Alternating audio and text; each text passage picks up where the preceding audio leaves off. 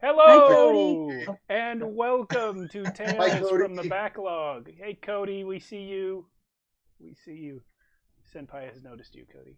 All right, we are we are live with our Monday night stream, Tales from the Backlog, where we try out a rotating collection of games with a rotating cast of players. My name is Steve Boshear, and I will be your game master for Kids on Brooms tonight. This is a kind of fairly rules light system inspired by children and teenagers at a magical boarding school. It's not like anything you've ever heard of before. There are no properties that resemble this in any way. nope. Completely original world about wizardry. World about kids on brooms. Meanwhile, at the magical Familiar. school of pig pimples. All right. We will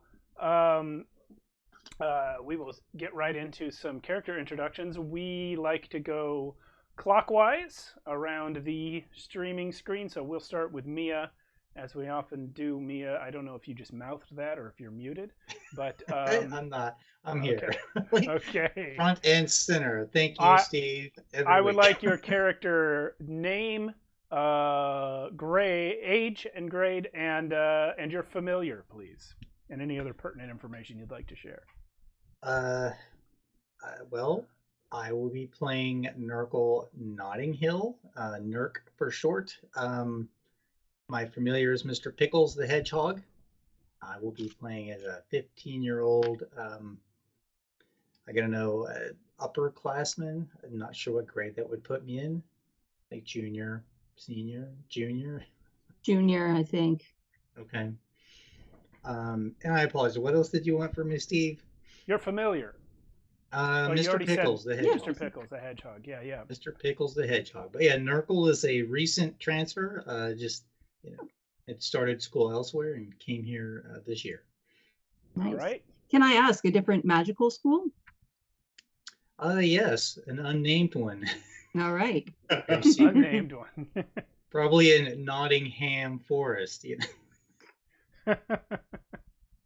That's how names work. All right. It's me. Hi, I'm Sarah. I'm playing Annie Alderwood. I've got a green parrot is my familiar named Peep. And what else did you want to know, dear? Sorry. Your character's age and grade. Oh, yes. I'm also 15 and also a junior. I've been coming here to Blue Oaks the whole time, as has everybody in my family for generations. Fair enough. I guess I'm Jason. I am going to be playing Aloysius Dividander Abercrombie, which anyone who is in the know knows that is long for mud. I do not have a familiar. Aloysius is recently, or his parents have recently divorced, and it's kind of put him in a bad place where, a familiar isn't really going to work. Like, he's not ready for a familiar right now. But he is 16 years old, same grade as Nurgle and Annie. He is from the area, and if you were looking for specifics on his grades, they are currently suffering. Poor Mud. Oh. My name is Edward. I will be playing BB. That is Bruno Baker, but Bruno goes by BB. Bruno's pronouns are they, them. Bruno does have a familiar, but they don't know the name of it. It's been passed down in the family for generations. It's like it's an animal version of a djinn, and it's just like, it appears as a thin tendril of smoke that just kind of whispers all the time, but they have no idea what their name is. It's something in Latin and they can't remember what it is. They are 13. They are a freshman, and they think they are hot shit. And they are right. Don't they also have like the Skrillex haircut? They do. They do have this village Yeah. haircut. They wear like a beanie and like the one long hair on one side, shaved on the other. They are currently trying to master the broom riding technique of lounge sway, where it looks like you are just not moving and just standing, and the broom just sort of props you up. They found a famous wizard rapper that was doing it, and they want to do it too, and they're not very good at it at all. Nice. So for familiars, we have a hedgehog, a parrot, some smoke, and vague depression. Nothing.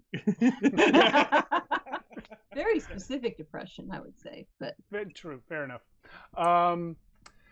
Yes, so this is a very, I don't want to say simple, but definitely not too complicated game system where each of our player characters has certain stats, and each stat is represented by a different size of die. If you are familiar with tabletop RPGs, then you know that we have different numbers of sides on our dice. So the stats are Brains, Charm, Fight, Grit, Brawn, and Flight. Hey, Joshua's here. Howdy, Throck. Hey, Joshua. So each of those stats gets a different size die. So for your lowest stat, that your weakest stat, you'll have a D4, and for your highest stat that you are best at, you will roll a D20. With some of them getting modifiers in the range of like 1 or 2 total, but not too many. Hey, Kenny, yeah, we're gonna start now that you're here. Yes. Whole crew, love it. All right. So yeah, that's essentially it. That's essentially it. You roll which size die depending on which stat you're rolling for, and otherwise it's very heavily role play informed.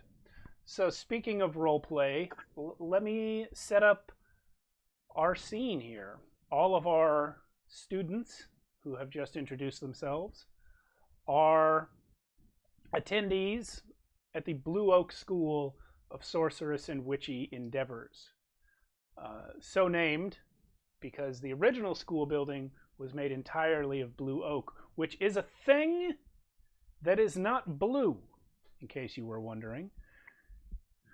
Blue oak is wood colored, but yeah, the leaves of the tree have a slight blue tinge to them. That's something I learned when I looked that up.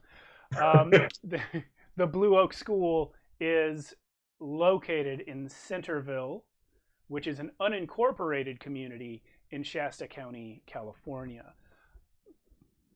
You guys have been here for some time. The school has been here for longer than Centerville, actually. The chat is active tonight. But as we join our scene, we are in the dorm room of Annie Alderwood. And she is asleep. Annie, as sometimes happens to you... Yeah, thank you. you're welcome. Just get into character. It was so real. As sometimes happens to you, you are having one of those dreams. There is a blackness and a fog filling your mind. And coming through the fog, you hear something like a slither and a crackle as a tentacle comes reaching out of the fog. Stop it, Edward. As a tentacle comes reaching out of the fog. A tentacle made of fire. And it is stretching not towards you, but past you, and turning to look at what it's reaching towards. You see the school. You see Blue Oak.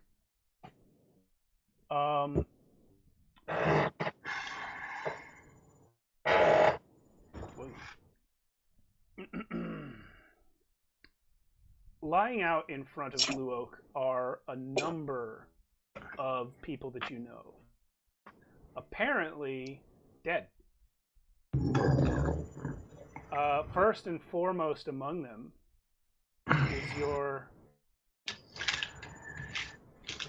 little brother, Charlie. Your 13-year-old little brother who you don't get along with, who BB doesn't get along with, but who is lying dead in front of the school. Also, you see your older brother, Augustus, but he is not lying dead. He is on his knees, staring dazedly out into the mist. And a man stands with his hand on Augustus's shoulder. He's a short man, 5'3"-ish maybe, wide, wearing khakis and a polo shirt. He's maybe 50 years old, receding hairline, noticeable green eyes. And he smiles as he looks to see the schoolhouse, the original building, the building of Blue Oak, burning. You awaken.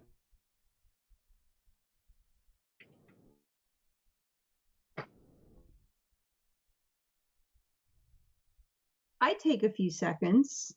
I do have dreams like that. That is definitely one of the more specific ones that I've had, and definitely the freakiest. And there's a part of me that just wants to just close my eyes, go back to sleep, and pretend that that never happened, which is my answer to a lot of things in life. But I do get up, grab my tablet, and start frantically drawing everything that I remember before it can leave my head. Like filling up my sketchbook as fast as I can, my digital sketchbook. Okay. And then I spend the next few minutes doing that until I'm confident I've got everything. And then I climb back into bed and just draw the sheets up to my nose and just quietly freak out. By the time you are done drawing, you Mhm. have remembered that today is in fact Saturday and you have no classes happening today. So you can stay in bed for now. Elsewhere, we find BB Baker. Just vibing, apparently. BB, it is late morning on a Saturday. You are outside with no classes to attend. What do you think we find BB doing this morning? BB is currently practicing their lounge sway, and they're doing a terrible job. Lounge sway, again, is the style of broom riding where it looks like you're not actually on a broom, you're just leaning at an awkward angle into midair, and they are far too short to pull this off right now. Make you falling over. Well, you know who somehow manages to pull this off, even though he's not any taller than you are? He's just effortlessly better at this. Oh. Charlie Alderwood. He comes sort of drifting by you, swaying by as though he has not a care in the world. And you see he's got that look on his face where you know, like, 50-50 chance he's either going to just go on past and laugh at you derisively in a way that just makes you feel bad, or he's going to stop and make it worse somehow. Okay. I effort to just ignore him entirely. Okay. Why don't you give me, we're going to call that a charm roll Oh, See if fantastic. first roll of the game. See if Is that a difficult? How difficult will it be? Because I have a pretty high charm to start. So if I take half, I'm gonna get an 11 without trying. Okay. Yeah, that'll succeed. Okay. Then congratulations. The first roll has been averted. Yeah, that I was gonna probably set it at about 10. So, yeah, you did. You did. All right. avoid the first roll of the So game. Charlie comes wandering by, and I ignore him in the way that only teenagers can, where it's like my ignoring him is actually a rejection of his existence. Like he does not. It's not just that I don't notice him; it's that I am choosing to live in a world where he doesn't exist. Okay. Well, Charlie does in fact accept your ignoring. He, in the manner of bullies, he is himself a little thrown off by the lack of expected outcome. He is not sure what to do with the fact that you seem to have legitimately not noticed he's there. He wanted you to look scared or uncomfortable or put out, and you just straight up didn't see him. So instead of hassling you, he looks across the field that you are practicing over and sees a friend of his, an older friend that you recognize as Nathan Bueller. So Charlie goes over to Nate and Nate's two hench bullies, Cole and Dylan, and he starts sort of following them around. Sorry about that, headphone people. I accidentally hit my mic. He starts following them around. They sort of let him, but only because he doesn't talk that much. They are bullies, and they recognize that he's kind of one of them, but he's a kid, he's too young to hang out with them. So the four of them sort of float off together on their brooms. Nurgle, what do you expect Nurgle is doing this morning, Mia? I have found a quiet corner, and I'm just kind of like rolling Mr. Pickles around on the grass a little bit, kind of nudging him down with the end of the stick. Okay. Trying to keep my eyes open in case any of the bullies come nearby, so I can pack up and get the heck out of Dodge quickly. Give me a brains roll, difficulty 7. Brains.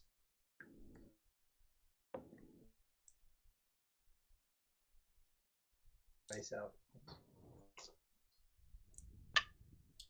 That's 6 on the dice. You have a bonus to that? If my broom is nearby, yes. A +1. Okay. All right, so you just in time see Nate, Cole, Dylan, and behind them Charlie heading towards you. Just in time to sort of mentally and emotionally prepare yourself for the fact that they're obviously about to hassle you. Nate yells out as he approaches, "Nurk the jerk!" BB is totally watching all this, by the way. They have left the field. They're now, unless you followed them, they're now out of your field of view. I will say I did, only because obviously when I was ignoring them, I was actually paying intense attention. Okay. All right. So yeah, you see them from I just want behind. to be present, but I'm in the background. Yeah, for those who didn't go to school in California, I know there are some other places where this is not the case. In California, school buildings are not always connected. There are not indoor hallways between all the different rooms of a school. So you are, Nurgle, you are outside leaning against the wall of one of the buildings when they find you. And they move up on their brooms in a manner of like wolves circling prey. They very quickly have you in sort of a semicircle, including Charlie, who is your friend Annie's little brother. But he's like, because he knows you're friends with Annie, and because of his age, he's sort of back from the semicircle a little bit. Like, if you wanted to leave, you'd probably go his direction. But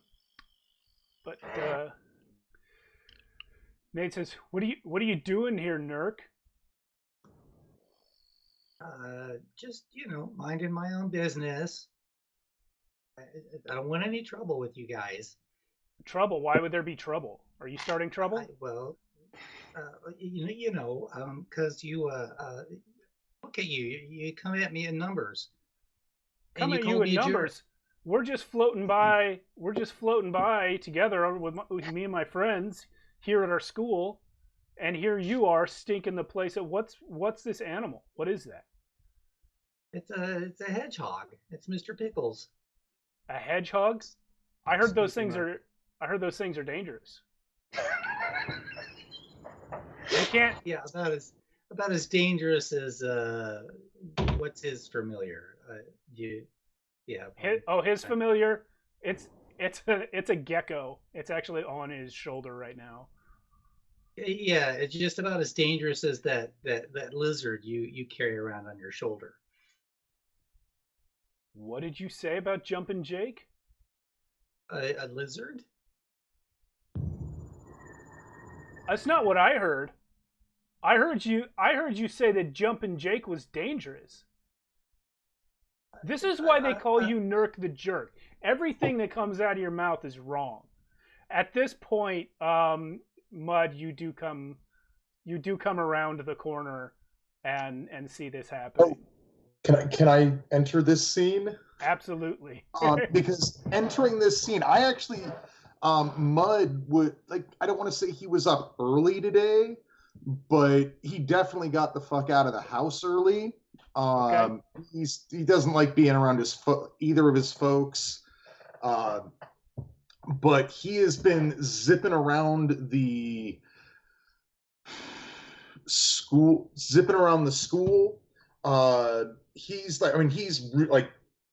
Mud is into his broom and into his broom tricks, but less like doing cool stuff like lounging on your broom in goofy ways, and more like he wants to go as fast as he can, and he's just trying to maneuver around the school buildings at low altitude while pushing the speed limit on his broom.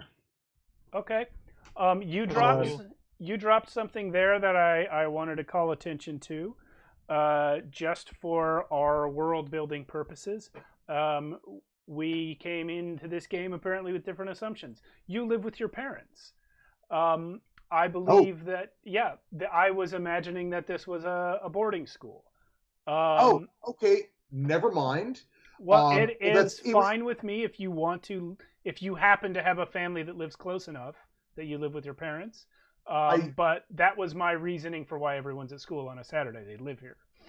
Okay, no, that's I kind of assumed his parents were local. But I mean 601, like if he's going to be doing the same thing regardless. All right. So let's say he is boarding at the school. All right.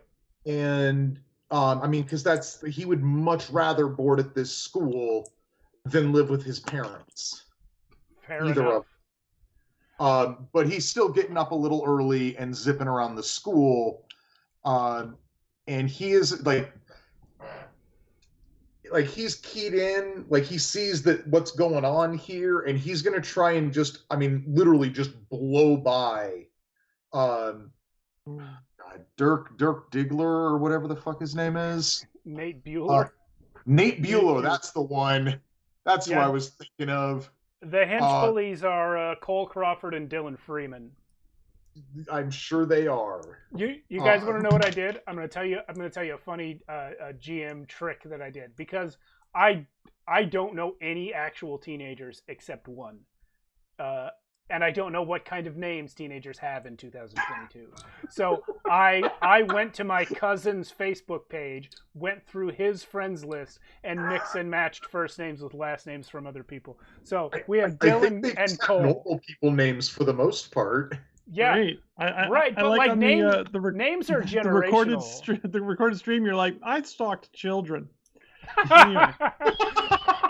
But you know what I mean. Like, names are generational. When my grandma was a kid, there were lots of people named Gladys. You know.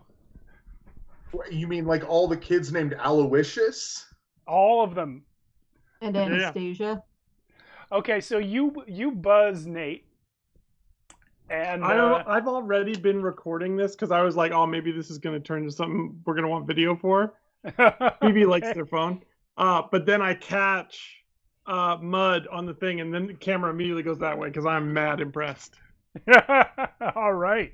So you buzz Nate. Do you make contact with him or his broom or his familiar at all, or just pass him? I'm like, I want to be going decently fast, so I don't want to actually hit him. Okay. Because, like, I'm going through some stuff, but I'm not, like, just walking up to people and punching them in the face. But, like, definitely going, like, probably, like, between, like, 15, 20 miles an hour and trying to buzz as close to him as I can. Okay, I want him to know that I have gone by quickly. And, I mean, honestly, I'm trying to buzz all four of them. Sure. Well, you do so, and they all four spin around. They feel the wind of your passing. And you see Nate just sort of stares at you, and Nurk, you hear Charlie just mutter, "Oh, fuck." And and also in the background, "Oh, fuck." Yeah. So Nate yells at you in kind of a stammering fashion. Watch where you're going, Mud. Why don't you, so I buzz past him. Like, does he say that, like, immediately? No, he has to, like, spin, take it in. Okay. Spend a split second working up his courage, and then he says it. Okay, so while he's working up his courage, like, I'm, like, doing, like, I'm doing the Akira bike skid on my broom. All right. I pictured it. I know exactly what I'm doing. Doing that and like coming to just to a stop, and then he says, "What do you say?" He just says, "Watch where you're going, Mud." Why don't you watch where you're going, punk? You can see his mouth sort of working as he knows exactly what he would say if you were almost anyone else. But he's why don't you go ahead and give me a let's call this charm to see if you can intimidate the hell out of him. One of the things I'm bad at. All right, well, it's gonna be difficult because he's already scared of you. It's lowering it, so it's gonna be difficult for 7. Okay, let's see if I can do this on a D8. All right. Ooh, but I got those too. 3 will not bring it up. No, I got a 2. Okay, then he does say it. He says, "We're just standing here and you try and buzz by us. I think you're trying to hit us, Mud. I can have you kicked out of the school, you know." First of all, I get 2 adversity tokens for that, right? Yes. Because I just failed a check? Yes. Oh, yeah, I'm tracking that. Sorry. Yeah, I'll update that. Let's do this full Roman numeral style. How about that? Ooh. You have very adversity tokens. Yes. Yeah, I just like, man, adjust my clothes, man. Y'all were just standing in my damn way. And it looks like you were doing some bullshit of your own. I'm getting closer with my camera. He Cole, you actually BB, why don't you make a roll for me? Make a brains roll. Oh, We're fantastic. This will be difficulty 10. Oh, fantastic. Well, I have a 4 in brains. I don't know if you noticed because I'm walking directly towards all the bullies, but let's see what happens. I just rolled a 1. Okay. Nice. So you This is accurate to BB's experience right now. Okay. Cole and Dylan start to get uncomfortable.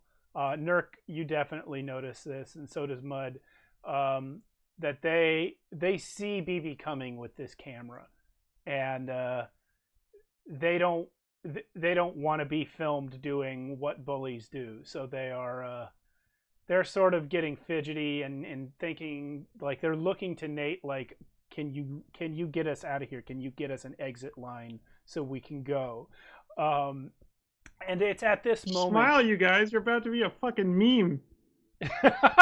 You say that? Yeah, totally. Well, in that case, Nate's gonna look right at you, BB. He's gonna say, "What the fuck? Get that camera out of my face, kid!" No. I got a TikTok running right now where I just record all the shit we do on a daily basis, but I tell people I'm a special effects artist. It's gonna be great. What? Can I enter, or unless there's something I you was real quick. I was just about to cue you, Annie, before BB said that. Yeah. Wait, before Annie steps in. Yeah. Yeah. Like, I want to comment, man, but the fuck is this kid's name again? Nate. Nate. Or Nathan. Like, I'm gonna comment about I Nate. have 2 more adversity tokens. Go ahead. I just want to say, man, but yeah, he may, like, you're gonna make him a meme, but he's not. He's like, I mean, he's got zits, but not that many zits. No. This is an epic fail channel. It's gonna be so bad. As you say that, Mud, a wand comes out, and at that instant, Annie comes around the corner. Okay, and Which I wand am going comes to out just. who? Oh yeah. Sorry, Whose Nate's wand? Nate's wand comes out. Okay. But Annie, Yeah. you come around the corner and see your brother, who you just dreamed about, standing in this situation with all these people. All right. If I may, this is Annie is very good at getting to where she needs to be without being noticed until she wants to be noticed. And so as soon as Mud says the fighting line, I'm just there, like in the midst, just like, hey guys, and just whoop, my hand comes down, pushes. I just push down BB's camera, like, oh, hey Nurk, sorry I'm late, and then other hand pushes down Nate's wand. Hey, excuse me, Nate, and I just walk through everything like I don't even notice what's going on. Nurk, did you get the divination? Wait. Yeah. You don't get to just appear. Okay. If you want to show up like that out of nowhere, I'm gonna need a flight check from you. Okay, that's fair. Yeah, and to be clear, I don't mean I magically like boof into the middle of this scene. I mean just like everybody's so focused on each other. Yeah, you're sneaking. I'm sneaky. This is basically a stealth check. All right. All right. So this is we're gonna call this difficulty. This is gonna be hard because it's a big open space.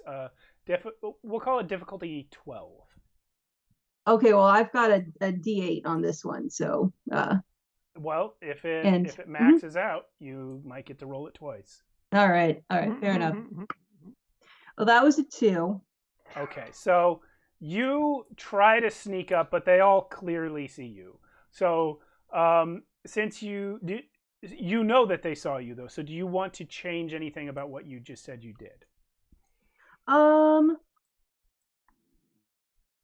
I think the strategy still works. It doesn't have quite the same dramatic impact, but it's still just basically walking up, pretending like I don't notice anything is happening, and just like, oh, hey, Nate, wand down, BB, excuse me, and camera down, like, and like literally just pushing gently, like sort of wiggling, like, excuse me, hey, sorry, Nurk, did you get the divination homework from yesterday? I can't find it anywhere. I can't. Do you have? Nate, did you get it? You see Charlie turning to leave. I let him go. Okay. I just give him like the tiniest, like, yeah, I saw that look, but I don't push it. Can I ask a question about your divination class?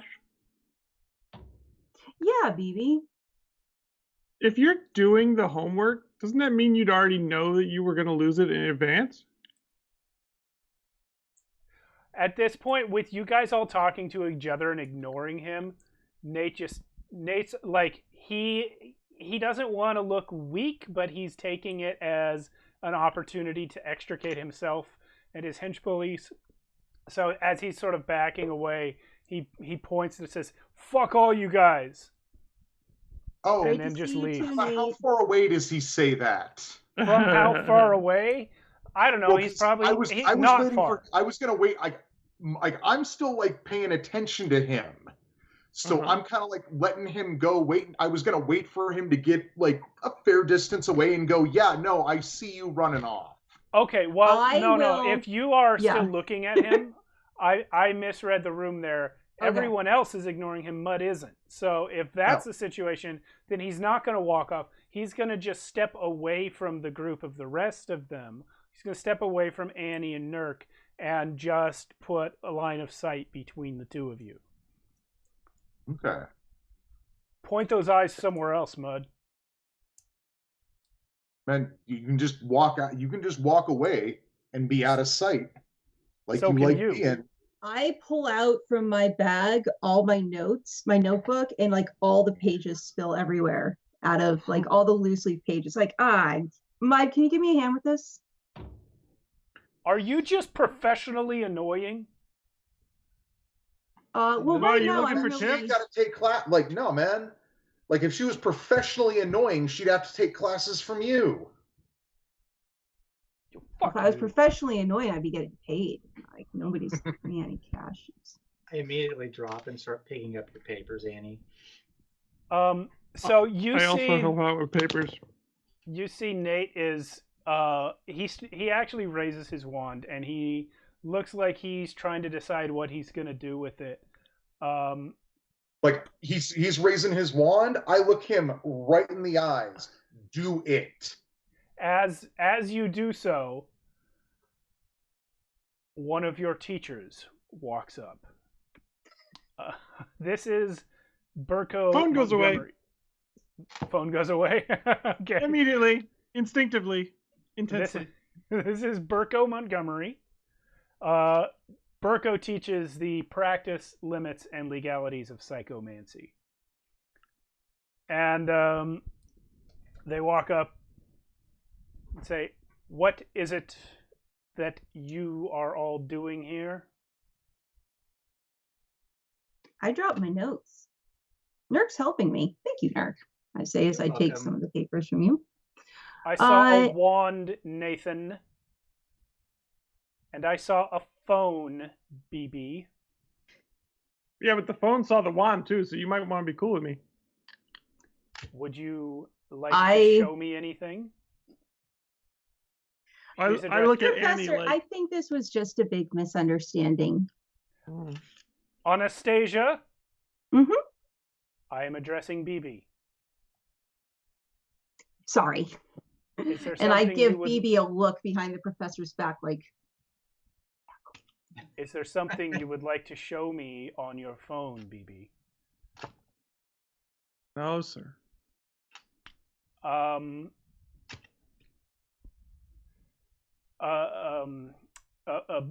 Burko is they, them. Oh, no. That's a good question. I don't know what the honorific is there. But no instructor. There you go. So Burko will turn now to Mud and Nate together as a pair and say, you two have been at each other's throats all semester, and I think I speak for the entire school, students and faculty alike, when I say that we are exhausted with it. If I see either of you squaring off like this again, I am going to bring you before the council, and we will seriously consider expelling you both. Now, Nathan, walk away. So Nathan kind of grumbles at you and makes some obscene gestures and does indeed leave. In front of the professor? Posses. Behind their back. Yeah. Okay.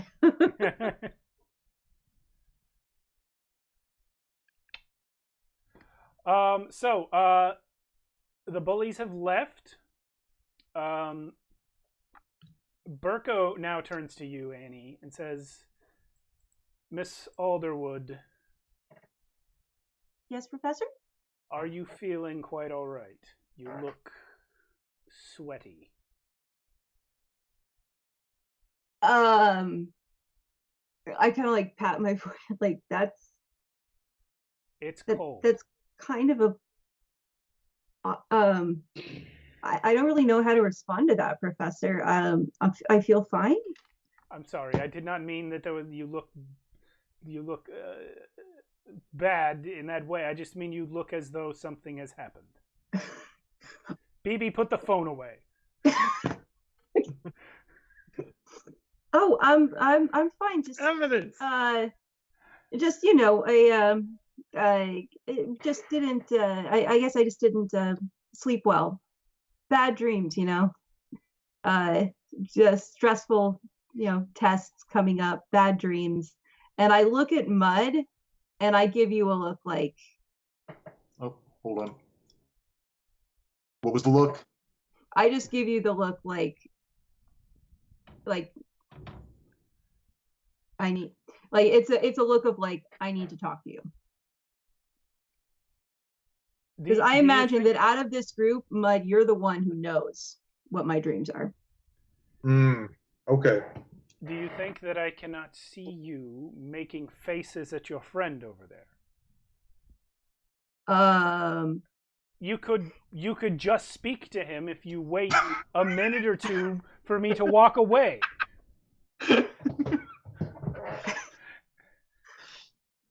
Sorry, Professor. But where would the drama be in that? I'm Alderwood saying that. Look, I mean, we're all very. Junior year is very stressful here, sir. We're all stressed. I feel like maybe we can just take a mulligan on this conversation. I feel like we're fine. You're fine. I got all my papers back. They pull out and a little I look notebook. down at my notebook, and as soon as I do, I drop it again, and they all go everywhere. They pull out a little notebook and make a little mark in it that you can't see. And then they look up at you and said, that makes 24 times this month that you have asked me to take a mulligan on a conversation. Yeah. I think it's a useful tool when you're trying to learn to communicate as a young person. I am bound to make well-meaning mistakes and learn to look. If you want good conversation, you should go talk to Augustus. Look, this isn't really I did talk to Augustus. He's very worried about you. You what? Why? Why are you talking to my brother about me? He talked to me. He seems to think I want to listen to his insights on your dating life or lack thereof. Whoa! Yes, I've asked him to stop on numerous occasions. Why are you counting her mulligans? Why is my I don't even know how to respond to that, Professor. Like, can we go now? Like, forget the notes. I'm just, this has been a lot. This has been a lot. And I just run off. I burst into tears and I run off, which is my second favorite way of dealing with problems. Gosh, Professor, see what you've done? I appreciate you helping us out of that situation, but wow, poor Annie. Yeah, like if Annie left any notes, I'm just gonna kind of casually scoop them up, and these are absolutely my decoy notes, just for the record. Like there is nothing incriminating in them. It's like a squid with ink. You just dispense your ink on paper. That's yes. Okay, gotcha. Just these are my school notes. I make a point of frequently and publicly losing them on regular occasions. And stroll off after you, so you don't have to resupply on these. Yes. I just look at Burko and I'm like, for a teacher, you'd think you'd know the legal limitations of being psycho. Anyway, I walk away. Now they stop you. BB. What? I believe that we've spoken before about school policy regarding the recording of instructors. Look, I have to be able to set a record of authority here. Otherwise, you could run rimshot over this whole system and count all the mulligans everywhere. As I've explained many times, you are not forbidden to record us, but you are required to send me a copy. Just follow me on TikTok. They take out their wand and do like a little spell on your phone. Pull out their own phone and say thank you, and then walk away. They have taken a copy of the video. Heck no, man. Annie leave behind some of her notes, though. If she has, I will grab those and follow her. I believe Mud grabbed them already. They were Annie's decoy notes. Yeah. Oh, you guys can both grab them. There's teamwork. There's plenty. Yeah, and I am waiting for you around the corner, eyes perfectly dry. Okay, yeah. So, yes, Burko was well aware of your shenanigans. Yeah. I feel like my shenanigans have been pretty successful. The mulligan thing didn't go over. I do want to make a charm roll to see if yeah, go ahead.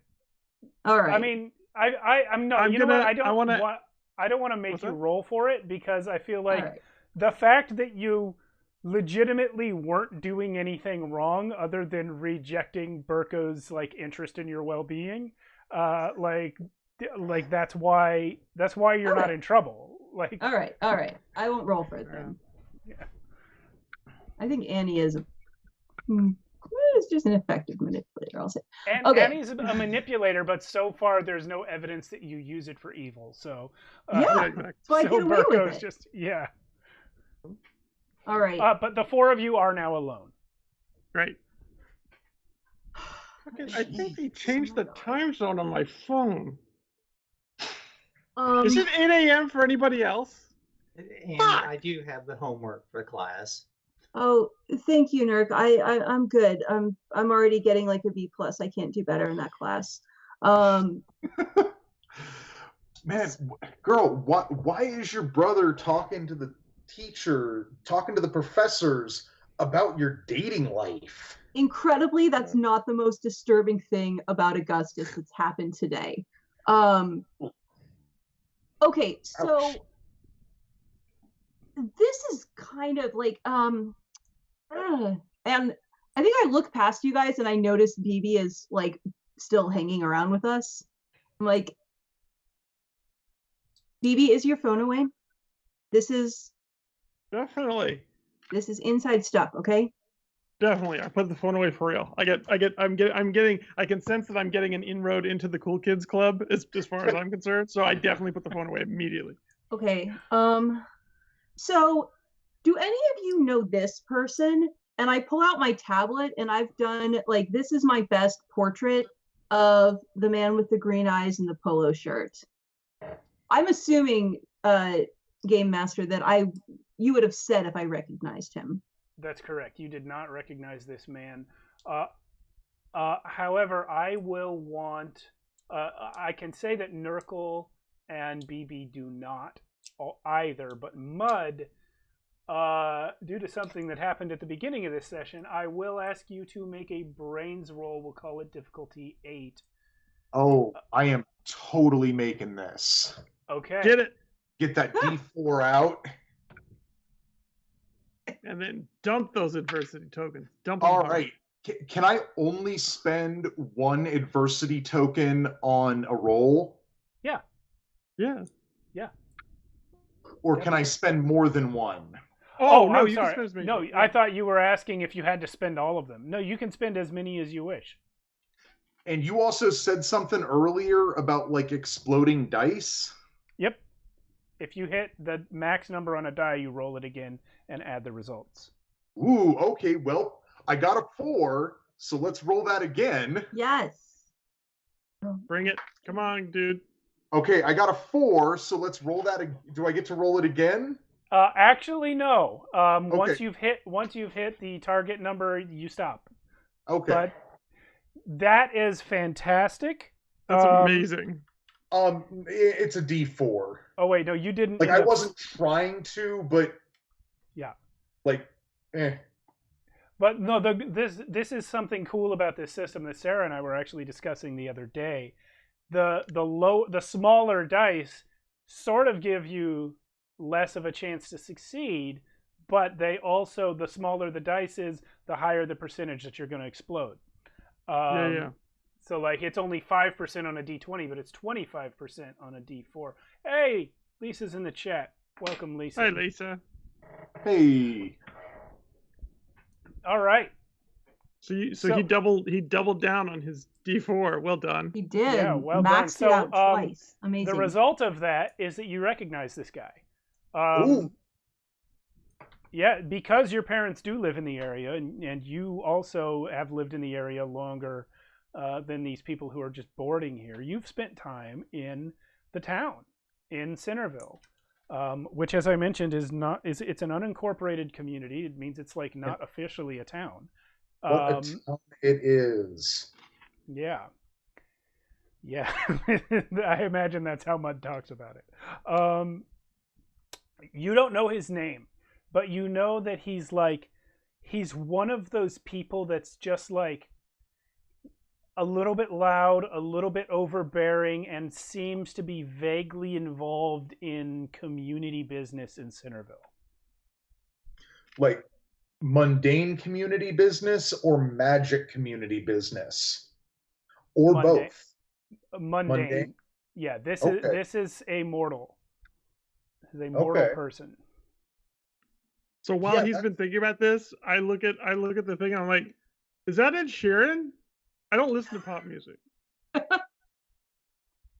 I ignore BB. Your blue smoke looks embarrassed. From around town. Wait, what do you mean around town? You mean like from Baskin Park? Or because that's all the way over in Reading. I mean, like here, like in this little fucking like backwoods community. I'm sorry, this guy is immortal? Yeah. Immortal, not immortal. To the from best center. I can. Oh my god, he's doubly boring. Okay, so Nurk, Mud, you know this, BB, welcome to my deepest, darkest secret. So last night I had a super fun dream, and I'll flip through my sketches and show them the one that is basically the big splash page, which is my brother's dead, or no, one of my brothers dead, the other one on his knees, and Mr. Polo Shirt behind him, holding him, grinning as the school burns. Yowza. Gosh, Annie. Yeah. That's fucking nuts, you even girl. Sleep at all? I didn't. Apparently, I look sweaty. I got that on camera, by the way. Well, holy. What do you mean? Is this your divination homework? look, Certainly seems to BB, be I've leaning been that way. look, BB, you can't tell anybody, okay? Look, nobody knows, not even my family knows that I actually have like these divination dreams. I've been doing this since I was like 8. They're not usually like this. Usually it's like, oh, I dye my hair pink and my mom fucking loses it. So I don't dye my hair pink and there's no fight. It's stuff like that. This is like another level. I've never dreamed anything like this before. Whoa. Have you ever dreamed about me? Yeah, actually I did. Do I Remember have to get the when you last were reading? Yeah, remember when you were at that tattoo parlor and you were about to enchant a mortal into giving you a 13-year-old a tattoo and I just happened to walk in the door? Yeah. You know how I happened to walk into some random ass sketchy tattoo parlor in just the nick of time? You're using dreams. That's cheating.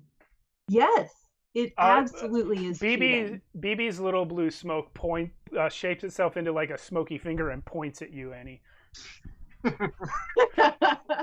Thank you. Thank you, Smoke. Thank you. I'm calling them Smoke for right now. I don't know what to call them yet.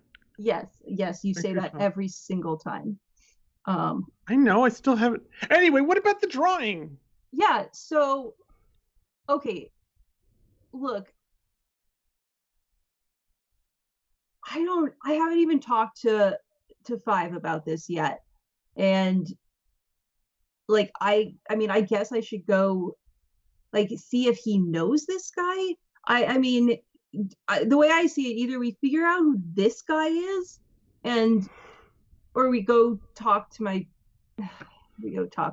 Augustus. Either one is concerning. I vote for the first one. Yeah, Steve, would I have any idea of like where have I seen this guy other than, or is it like really just around? You have probably just seen him around, but you are maybe 70% sure that your parents know this guy.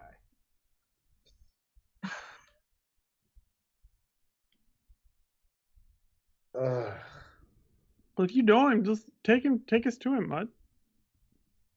Yeah, can we... Mud is deciding if he wants to admit that his parents know this guy. Ergo, then we have to engage with my parents on some level. Well, and like while we go there, maybe you could show me some of your like cool broom tricks, and I could like show you some of my cool broom tricks. We could compare broom tricks and kind of like up our broom game. That's something else too.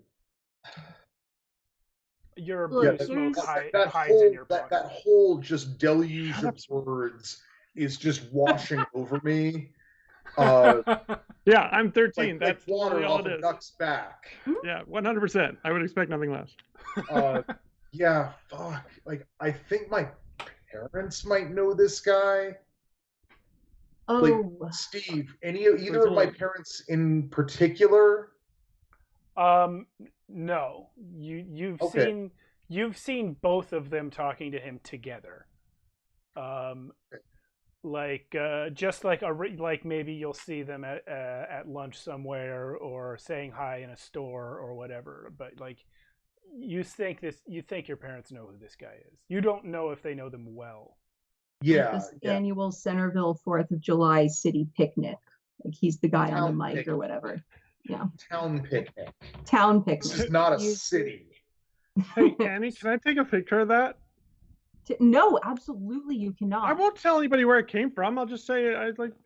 Dude, nobody can know. Okay. I won't tell anybody. I won't. I swear I won't post it. Well, I swear. Why do you need a picture of it? Because I was thinking maybe I could Google reverse search it. What part of it do you need to Google reverse search? The face part. I mean, you could try, but you know what? Actually, that might actually work because technomancy. Really? Yeah. Actually, BB, what was your favorite class? I hadn't picked one. I'm still new, so my favorite class is going to be like it's probably going to be phys ed, honestly. Like, I'm not a physical person in the slightest, but it's the only class where I can practice my lounge sway. So I suck at everything. To be clear, I suck at everything. I'm 13. I'm new. I suck at everything. I'm not good at anything. Annie's like the only person I really know. Like, yeah, no, this is, and I hate Charlie. Like, let me give you guys the short list of classes that we have. I think it was actually you, Edward, who came up with most of them. Yeah.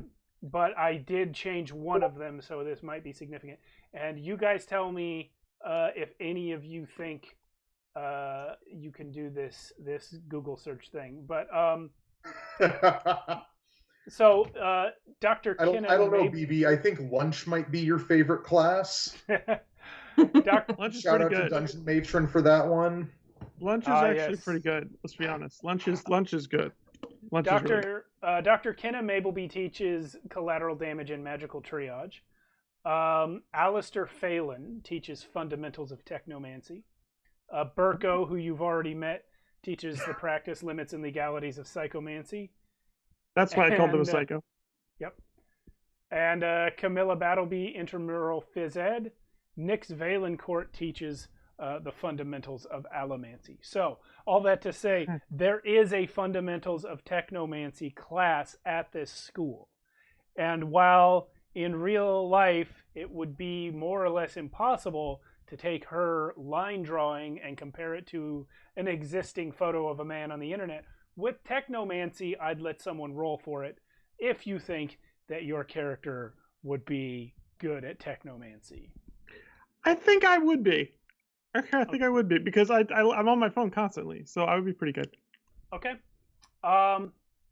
Then this will be our first spell roll of the game. Ooh. If Okay. Annie gives you the picture. Will you give me the picture, Annie? Come on. I will give him only the sketch, like the clear close-up sketch that I did of Green Eyes. Yeah, totally. Okay. This will be 100% a brains roll. Awesome. That's my weakest skill. It's perfect. Yeah. It's perfect. And we're actually, it's going to be difficulty 10. So you'll have to either spend, you'll have to explode and spend tokens, probably. Oh, I'm probably gonna. However, well, first of all, I have, I think it's the easygoing, or is it I have easygoing, but I have one other one. Yeah. So I'm hanging out on my broom, because I'm always hanging out on my broom, because I'm constantly practicing lounge sway. Yeah, of course. That allows me to add +2 every time I spend an adversity token instead of +1. Whoa! And you get double the adversity tokens when you fail from easygoing. So that is that makes you That's some madness. nice synergy. That is right. But my thinking was this. BB, they them very talented. If they have to try, they just never try. So I thought there'd be and especially because I have all the older kids looking at me right now. I feel like this is the moment that I gotta deliver. Because oh fuck, otherwise, right? Yeah, yes. I buy it. So difficulty 10, I could knock it out just with my adversity tokens, but I'm going to roll it, and hopefully some natural skill will. Oh, so hold on. Okay, I got a 4. Oh, cool. So I'm going to roll one more time. And I got a 3, so I got a 7. I'm going to spend 2 of my adversity tokens and turn that into an 11. So. First of all, tell me if I'm allowed to describe what happens next, because I'm ready if you are. You absolutely can. Okay, so Annie allows me to do it. I'm being super careful, and I'm all of a sudden feeling do I even remember how to use my phone? Fuck. So because it's everyone's looking at me. And so I take the picture, and I'm okay, come on, reverse Google image search, let's go. And part of the technomancy is that you can't do reverse image search from your phone. That's not a feature that Google allows. But I'm I'm technomancing it all the way. And I remember some basics that they did. And so I just cast search image, basically. I'm speaking directly to the AI that runs Google. And I'm just please, for everything that is good in this universe, I need a mulligan on this. Because I do not know what mulligan means. I do not know what mulligan means at all. But it sounds like I need a break. That's what I think it means. I think a mulligan means a break. Steve Boshear, So- the real person, would love to tell BB that you can do a Google image search on your phone. You just have to, in the phone browser, switch it to desktop mode. Right, BB does not know that much about phones. That's the other thing, to be clear. So does a thing, and hopefully something comes up. Oh, Something does indeed come up. I can't believe we're playing a thing about magic school, and the first thing we do is a Google search. I have never role played a Google search in my life. It's literally the but first school. spell. So, So you guys see BB take out his phone, take out his wand, Their phone, or their phone, excuse their me, phone. their phone and their wand, and at first it's like it's just some kid, right? Like he's a 13-year-old, and like it's not just that they're 3 years younger than you guys.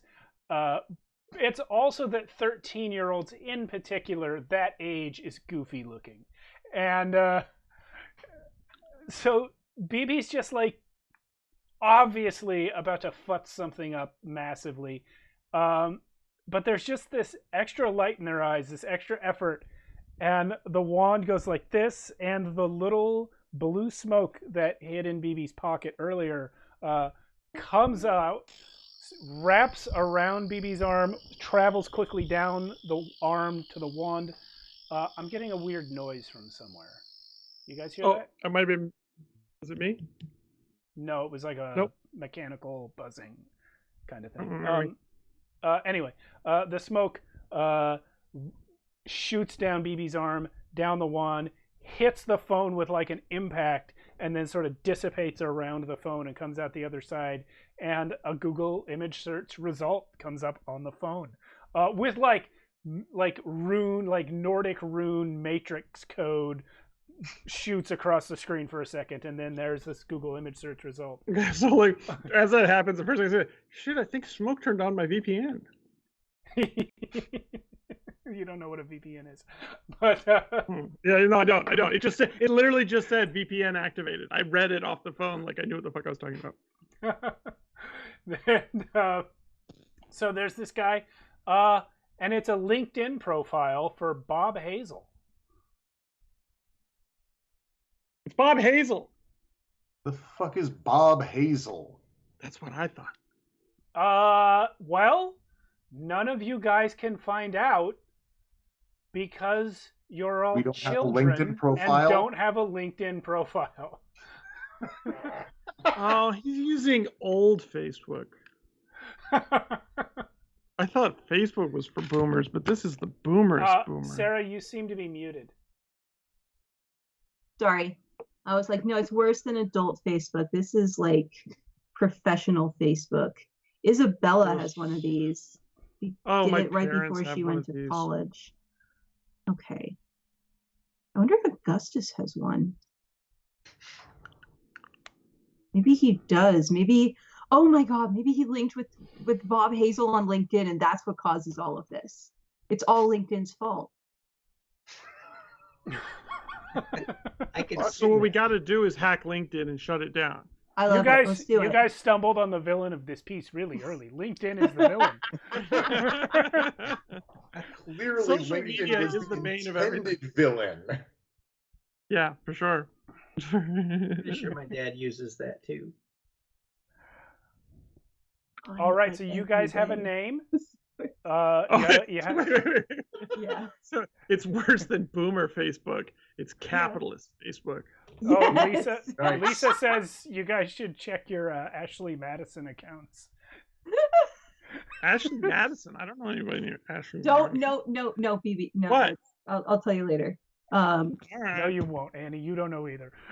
Yeah, that's right. I'm 15. I don't know She's about 15. that. No, she's 15. She knows. But she's And 15 in I was- She 2022. dates all of us. Like, you ask a 15-year-old about Ashley Madison, they're like, "The hell is that? Is she an Yeah. influencer?" Need a website? Um, People just sorry, talk- 15-year-olds who know what Ashley Madison is. I'm not giving you enough credit.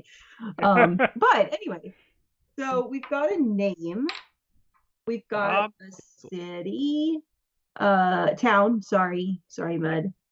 And well, I mean, like, And at least 3 faces, right? Both of your brothers. and Bob Hazel were in the dream. Yeah. Were there any other students I recognized, or were they all just sort of like blurry faces, like in the dreamscape, where I didn't really? You can only remember seeing your brothers specifically, but Okay. there were in that sort of dream logic kind of way where you sort of know what things mean.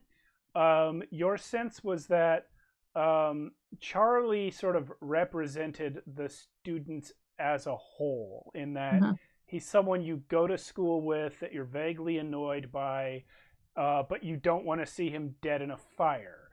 No. Yeah, and so he was representative of all of them. Right. That's something that you just sort of instinctively know. There was something different going on with Augustus, and you're not sure what. Okay. I don't know. Okay, what do you guys think? Nurk, what I don't even know. I mean, like, and I'm just like hesitating over the trash. Like, I mean, maybe I'm wrong. Maybe this is just like a bad dream. I happen to dream the face of some, like, maybe it's just like I saw this dude the last time, we were at 7-Eleven, and I just had a nightmare. Like, I mean, maybe it's nothing. It seems but what if it's something? The detail in your drawings is phenomenal. Well, thank you. I have actually been putting a lot of work into my line work, Pretty good. Thank you. Appreciate that.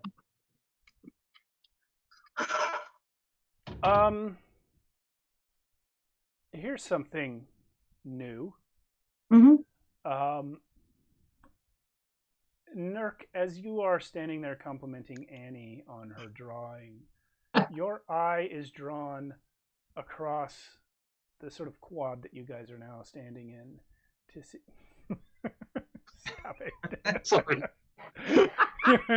Your eyes are drawn across the quad that you guys are now standing in, where you see Charles Pendragon, the school's principal and administrator. There's so many fucking adults out today. Don't they know that today's their day off? They all live here. But he's coming out of a door, and he is speaking with a man that you recognize as your father, Horace Nottinghill. Oh gosh, what is my dad doing here? That's your dad? Have I met Nurk's dad before? I don't know. Do you think you would have? Nurk, do you think Annie would have met your dad? Probably not. Okay. He's more like a businessman, I guess, in town. But which perhaps explains why the next person to walk out of Charles Pendragon's office and join the two of them is Bob Hazel. The fuck! I clap my hand over BB's mouth. BB's smoke comes out and starts like pounding on your hand, but it's smoke, so it doesn't do anything. Like, imagine being pounded by smoke. It's just. Clap my hand over my own mouth, like, oh my. What? I do not fight. Like, at the moment she puts her hand over my mouth, I'm like, oh, that was the right move. When BB yells out, they hear it, and Charles and Horace and Bob all sort of turn your way just for a second, and they see Annie clapping a hand over BB. And yeah, actually, Horace sees you, Nurkle, and waves his hand and waves to you. Hi, Dad. And then across the way. Yeah, and then the three of them turn and they walk off together on some unknown errand. That's quite. I think we should follow them. It's capitalist Facebook guy. It is capitalist Facebook guy. Isn't Facebook capitalist Facebook? They're meeting with. Yeah. But this No, that's Boomer Facebook.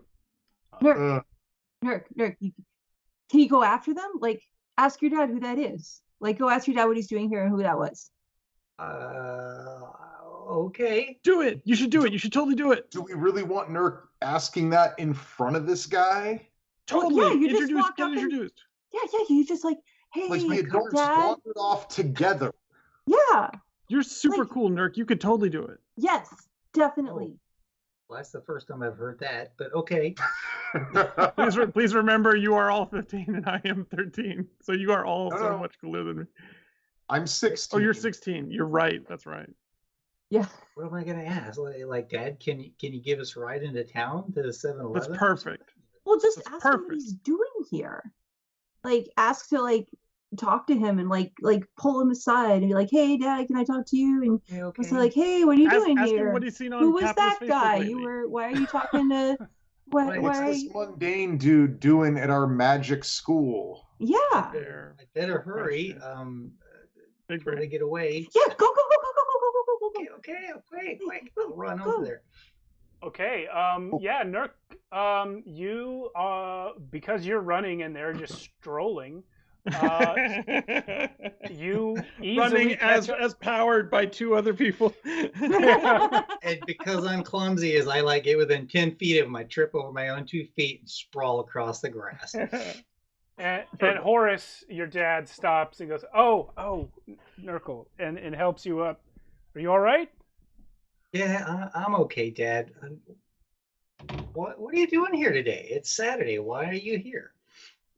Oh, I was having a meeting with your principal. Not about you. Don't worry. There's some community business that we needed to discuss. Okay, well, hello, Mr. Pendragon, and I'm sorry, who's this? I'm sorry, sir. What's your name? Trying to get at Mr. Hazel. My name's Bob. And your dad says, Mr. Hazel. Ah, it's nice to meet you, Mr. Hazel. You as well. Nurkle? Yeah, it's an old family name. My great grandfather on my mom's side. Ah.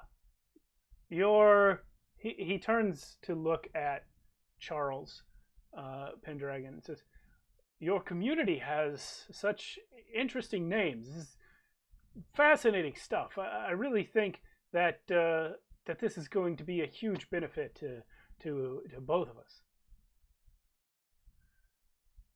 Oh, a benefit?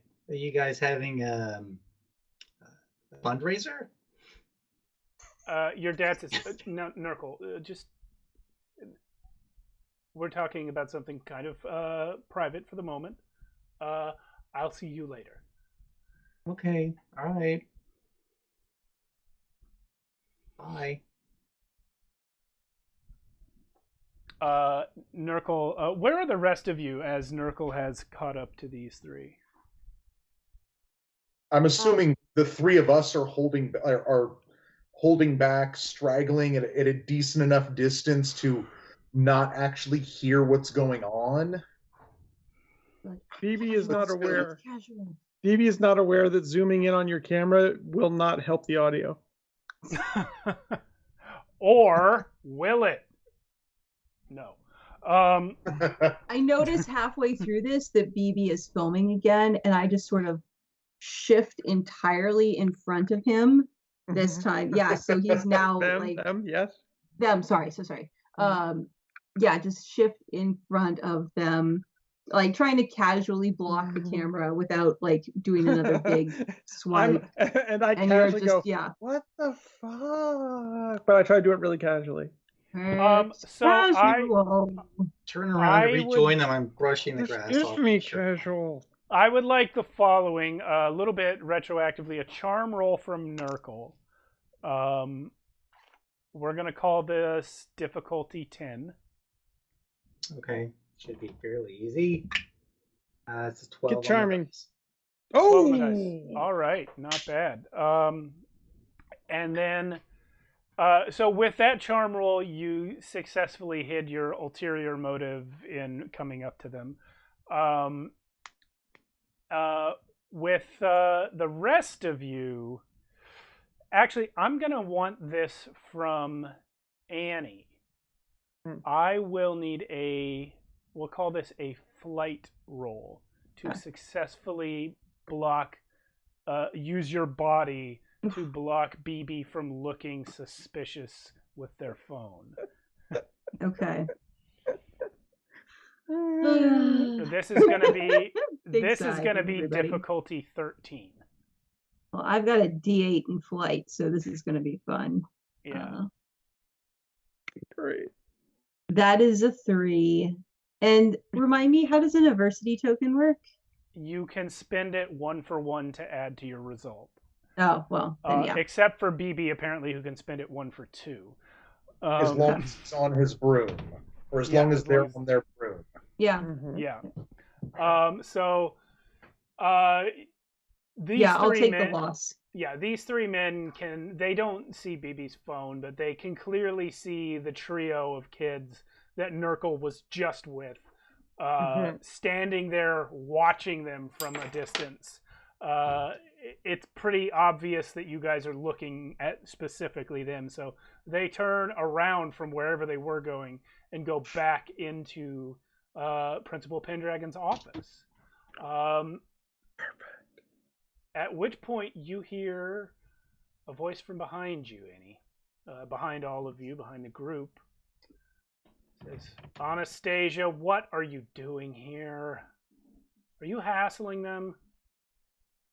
I'm going to guess it's Augustus. It is indeed. Like, dude, 5, call, I am literally just standing in the hallway of the school, first of all. We are outside. outside. We are outside but that's, right now. Okay, yeah, I'm standing in the quad of the school, where I attend You're school. so flustered you thought you were in a hallway. I know you're lying. And I'm frantically closing windows on my tablet, panicking, not even thinking to hit the power button. Just Augustus. You know what? Roll flight. Roll flight. This is gonna be. Is there any assistance in this game? Yes, you can give adversity tokens to someone if they fail a roll. Okay. As long as it's not a snap decision. However, this one is a snap decision because this directly plays into your fear, right? Yeah. About your family's judgment of you. Mm-hmm. So this is a snap decision. You can't accept adversity tokens from other people, but this is going to be just to see if you can hide these drawings from him. This is a flight roll where he's right here and you're doing it looking at his face. So we're going to call this a difficulty 15. Yeah. And to be clear, I can obviously, you can block, the image. This is to hide the fact that I'm doing it. Yes. Okay. Yes. And depending on the gap. Depending on how much you fail it by. Yeah. Yeah. There's no way he doesn't see what I'm doing, but fail this by 5 or more, and he's gonna see the picture. Okay, so that was a failure that was a 7. So here's the key question: which picture does he see? I have the Bob Hazel photo. Yes, but it's digital, so there's a copy on the tablet as well. Oh shit! And that's the one he sees. Pictures. He sees the picture of Bob Hazel, the close up, the face of Bob Hazel. Yeah, does he just grab my tablet and that's what happens to be on it? Yeah, that is what happens. Yeah, he sees you doing that and he goes, "What are you doing drawing pictures of Mr. Hazel?" Okay, it's called Lifetime. Are you on Capitalist Facebook? And yes, he gives the tablet back to you, Annie. Look, leave them alone. You don't understand what they're doing. What are they doing? What are they doing? If you guys were supposed to know, then you'd know. Okay. Maybe we are supposed to know, and you're supposed to tell us. Guys, can you give us a second? Derivation. Like, Who are you? 5, can I talk to you for a sec? Over there? Are you addressing Augustus when you say that? Yeah. 5 is a nickname because he is Augustus Alderwood the Fifth. Yeah, he is. So. That's a really good nickname. Yeah. Told him it's really badass thing. So he's uncomfortable. He's like, make it quick. I have to get in there. Okay. Hey, yeah, come over here. Hey, so What's going on? Why are you drawing pictures of people? Look, it's called life drawing. You know, like I practice my artistry by, drawing pictures of what I see. And I see this guy, and I'm a very intuitive person. Some might even call me an empath. And I'm just saying, like, I've spent a lot of time looking at this guy's face, and I feel like he can't really be trusted. Like, I don't know what's going on, but like, I wouldn't like take advice from him or like let him into your head or anything like that. Is he a mortal? Like, and are you sure he's a mortal? Roll a charm roll. Okay. This I'm actually pretty good at, so difficulty 10. Okay. That is a 12 and it explodes because that's my max. Well, okay, it doesn't explode if you've already beaten the DC. Okay. But well, can I get extra points if I roll again to see if I like do an ultra success? You can spend tokens to get there, but okay. You cannot once it's actually in the rule book that if you've already passed the check difficulty, you stop rolling. Okay. Yeah. Well, I am very intuitive, and I do know the right thing to say to 5. Okay. So yeah, he's just gonna like look over at your friends to make sure they're far enough away to not hear. And he's gonna say, "Listen, big things are gonna happen. Okay. Mr. Hazel is an important person in Centerville, in the town there. They're going to incorporate the town, and they're going to make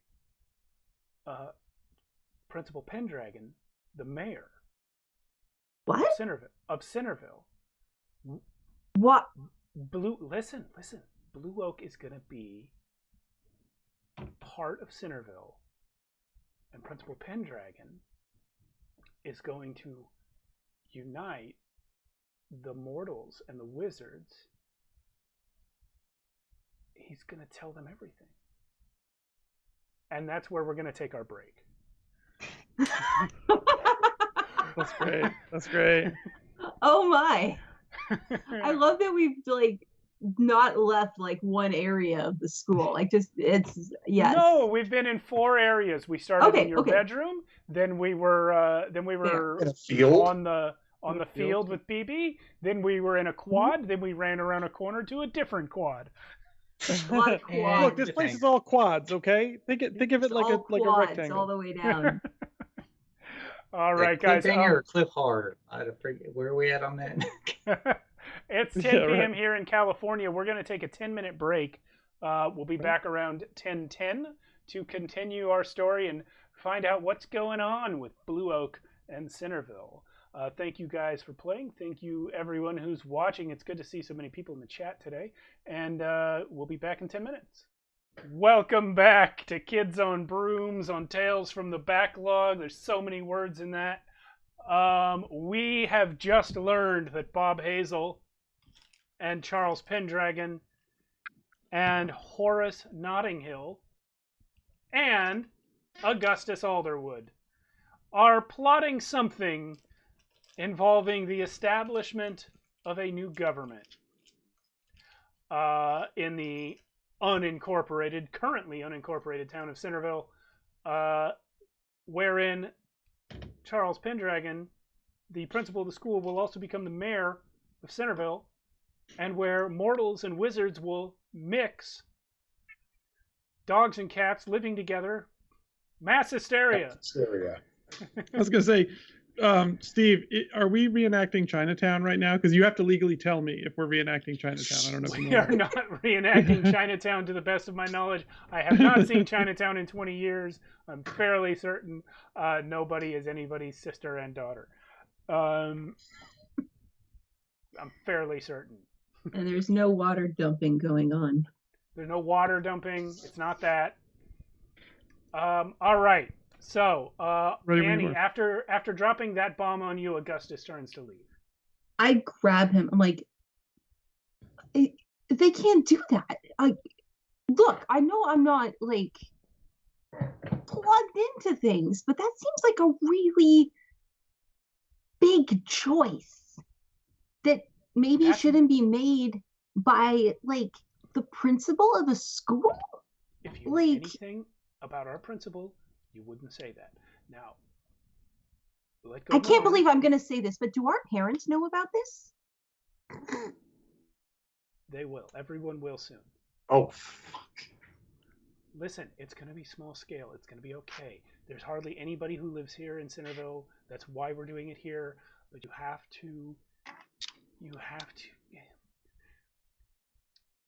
just have to let me go.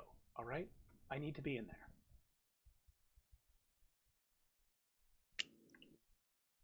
Capitalist Facebook.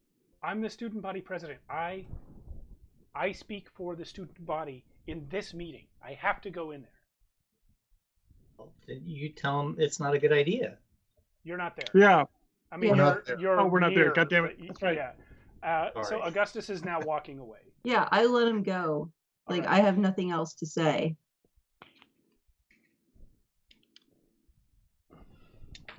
I come back to you guys and I report everything. What? Are you fucking kidding me? They're gonna what? Look. Couldn't they just tweet it? I don't understand. What is the name of your familiar, Annie? I forgot. Peep. Parrot? Peep the parrot? Yes, all of my family have birds, and mine is a parrot. Peep the parrot comes out and recites verbatim everything Augustus just said. Hell yeah, he does.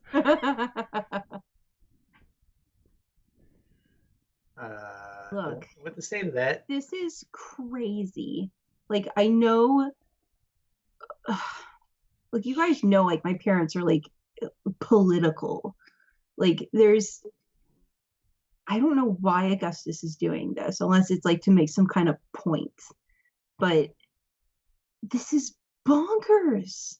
Like, there was this guy. Who is this like normal motherfucker coming up and acting like he knows what's up with us? Look, something is obviously not right. Even if, and I pulled up my tablet again, which is still on this guy's face. I'm like, oh yeah. Hold up the picture again. Like, look, I don't think this guy's really, he's got to be more than just some random mortal. Like, this is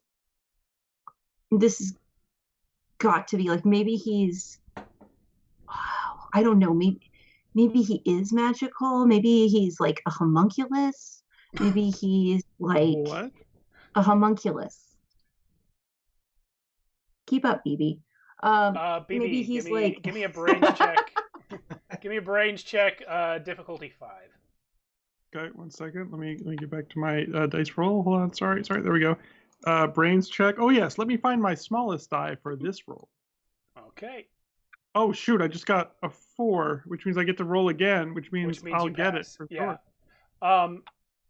Even as you are saying what's a homunculus, you remember what a homunculus is. It is a fake person made out of bullshit that you find. Like, it can be made out of like a plant or meat sewn together or whatever. It's just a fake person. Oh, that's fucking still gross. Listing off options like a homunculus, a werewolf, some sort of demon. Maybe it's somebody like disguising themselves who actually is from like who is actually a sorcerer, and this is some sort of weird power play against Pendragon. Like, Oh, this is why I hate politics. But surely the I don't mortals- believe that guy's a normal mortal, though. once they Whatever's find out- happening. yeah, it could be really bad if the mortals find out what's going on. I think they would appreciate knowing that there are wizards amongst them, wizards and witches. Yeah. Yeah, I thought that's like the one thing we're not supposed to do. What are you talking Exactly. about? Oh, now Says the- what? Says the voice of Dr. Kenna Mapleby. She is your collateral damage and magical triage teacher and also the school nurse. And she just heard you talking about telling mortals about magic. Hello, Professor. They're on capitalist Facebook talking about telling mortals that we're all wizards. I just say it flat out. Like, absolutely no guile. I'm sorry, is capitalist Facebook different from Facebook? It's, yeah, Facebook is boomer Facebook. Capitalist Facebook is the other one that's like, it's about, like, I don't know. It has something to do with business cards. Okay, so as I mentioned What pre-game, he's trying to say. as I mentioned pre-game, wizards have incredibly long lifespans, but they age at the normal rate. So once they hit very old, they just stay that way for hundreds of years. So most wizards are super old, and Dr. Mapleby is no exception. She is a white-haired old lady, and she is saying, "What is boomer? I barely know what Facebook is. What is boomer?" I can't talk to her. Professor, She knows boomer not the is vocabulary. comes from the term baby boom, which is the generation of people that were born in the Right. 1950s. A few years ago, there was the baby boom. Yes. Oh, wait. You're so young. Listen, come with me. Over here. You Okay. children know that you can never tell mortals about magic, right? Absolutely. Then why were you talking about it? Who You is should doing it? probably We're not! tell the principal that. The principal. What about Because Principal he's, Prince? he's in a meeting. Yeah, Mud, you tell her. The principal's in a meeting with some mundane guy talking about incorporating the town and becoming mayor of the first mixed magic and mundane town. How do you My know what dad's the in there. principal is talking? Your dad is in there? Horace is in the Right. room with the principal? Yeah. And so's my brother for some weird reason. So your dad and your brother are talking to the principal, and you think that means that they're going to reveal the magical community to everyone. Why would you think that? Can we just So say the that Dane guy in somebody there with them. What was that, Annie? somebody told us that's what they're talking about? And I'm like looking down at like my shoe and like drawing circles in the dirt and just like Annie really hates telling the truth. And this is Charm very roll. when it's going to go badly. Charm roll difficulty 12. Okay.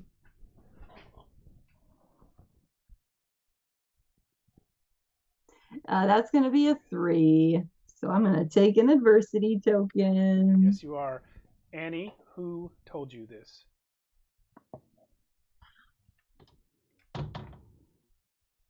I mean, it's probably just a rumor. We probably shouldn't be repeating rumors that we hear. Sorry to freak you out. Sorry. We're gonna go. Sorry. Bye. While she's saying this, I want to lean into Mud and be like, why isn't she just telling her? Dude, just shut the fuck up. When you try to walk away, That like really Annie, hurts my feelings. When you try to walk away, Annie, Dr. Mapleby takes out her wand and Oh no.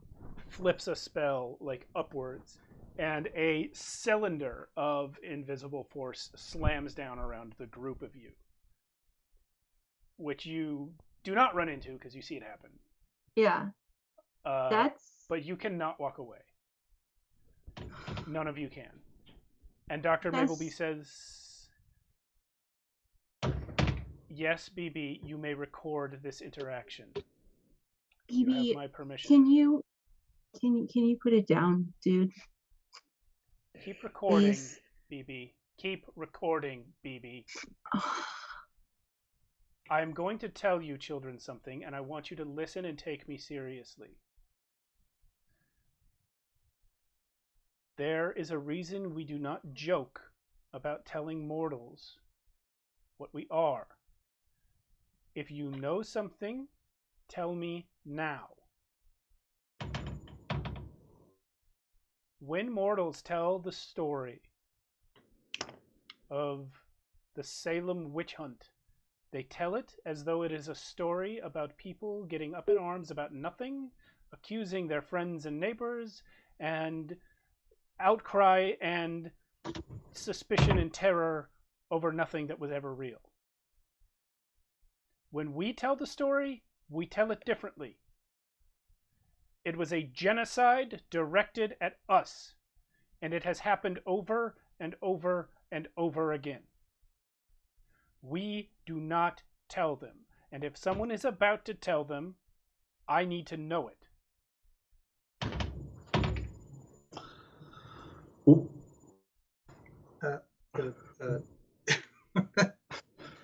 Can I elbow Annie? Like, Annie?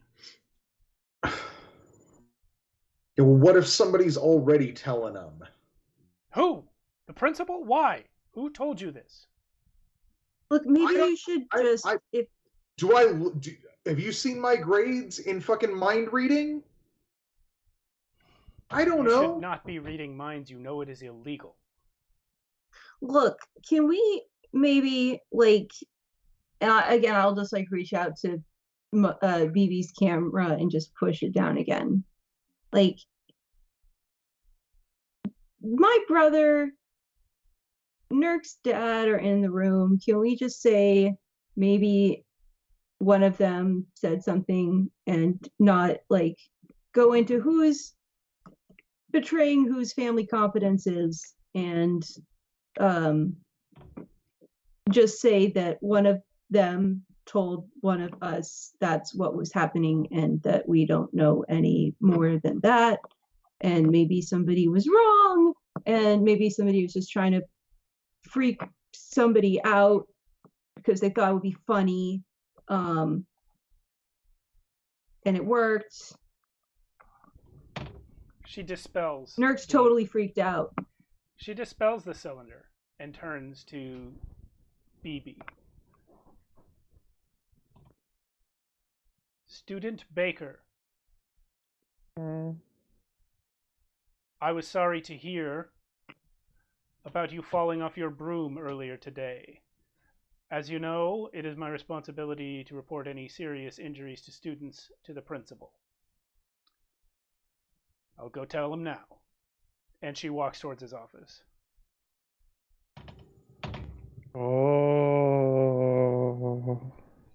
Hey, Professor. And I'll just sort of walk alongside of her. Can we read the room, Miss Alderwood? Yeah, totally. Just later, it would be awesome if like we could. I'm really worried about my grades, and maybe you can go over with me like some good ways to defend against maybe psychomancy or stuff like that. Bye, and I'll go. There's an instructor for that, and she walks into. You just completely. I just stopped and like, did she really just completely fail to take the hint? like I thought that was. I didn't get the hint. Oh. In real life, I didn't get the hint. Oh. Yeah, she was like, she was like, going, look out "Hi, for you're mind going to be magic." attacked, school nurse." Yeah. She walks into the office, and before she opens the door, she says, "You children disperse. Go back to your rooms," and then knocks on the door before opening it and walking in. Okay, quick question. What time is it? In the game. In the game, yes. Of course, you have a clock in front of your face. It is it is by now like 11:30 in the morning. Okay. So are we done? Take care of all this? Yeah. Like that's it. Like she'll take care of it, right? I mean, she is the school nurse. She's also a teacher. She's also a teacher. Like the school nurse is going to stop the principal? What? Can't he just like fire her? So like maybe we wait and see if she like comes out and is suddenly totally cool with like the idea of, you know, incorporating Centerville. Why Centerville? If we were going to tell anybody, they're like the least cool people in the world. Yeah, I mean, no offense, Mud, but Fucking tell me about it. yeah. Present company accepted. And Pete goes. I mean the mundane. Pete you know makes a little like of agreement. A few minutes later, you see Dr. Mableby come out of the office and start walking back in the direction of her own classroom. You want to follow her? Who wants to go check and see if she's suddenly decided to break like the #1 rule of wizarding? I feel like let some of us go that way. I want to go peek in the window of the principal's office. I just want to go straight to the source. Figure out what the fuck is going on. Okay. Are you? You say peek in. You're trying to do this without being seen. Yes. Well, I mean, there's always.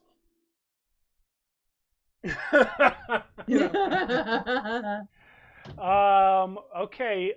Flight check from BB. Flight check. Ooh, that's not too bad. Okay, I got a +1 on that. Okay, I'm gonna give you some numbers. It's gonna be difficulty 10 to not be noticed by the people inside the room. It's gonna be difficulty 15 to not be noticed by anybody outside either. All right. Oh no. Oh no. Well, I got a 6. So I'm gonna burn 2 of those adversity tokens. Okay. And make that a 10 and probably get seen by somebody outside the room. Well, are you on your broom? I'm gonna say I actually should be on my broom. Yeah, Okay. he would have, or they would have had their broom this whole time because they were on the broom at the start of the story. So. Yeah, lounge sway, man. I'm cool. Yeah. All right. All right. So broom outside the window, and it's just like, oh, I can't do it. There we go. Just like. So you guys actually see BB on their broom, like swaying back super hard, looking. Yes. Kind of like when a magician levitates his assistant and it's just like a dress hanging down. Like you see BB's clothes. I don't know what you're wearing, but you see BB's clothes Robes. like hanging down and hiding the whole broom, and just the phone sticking up.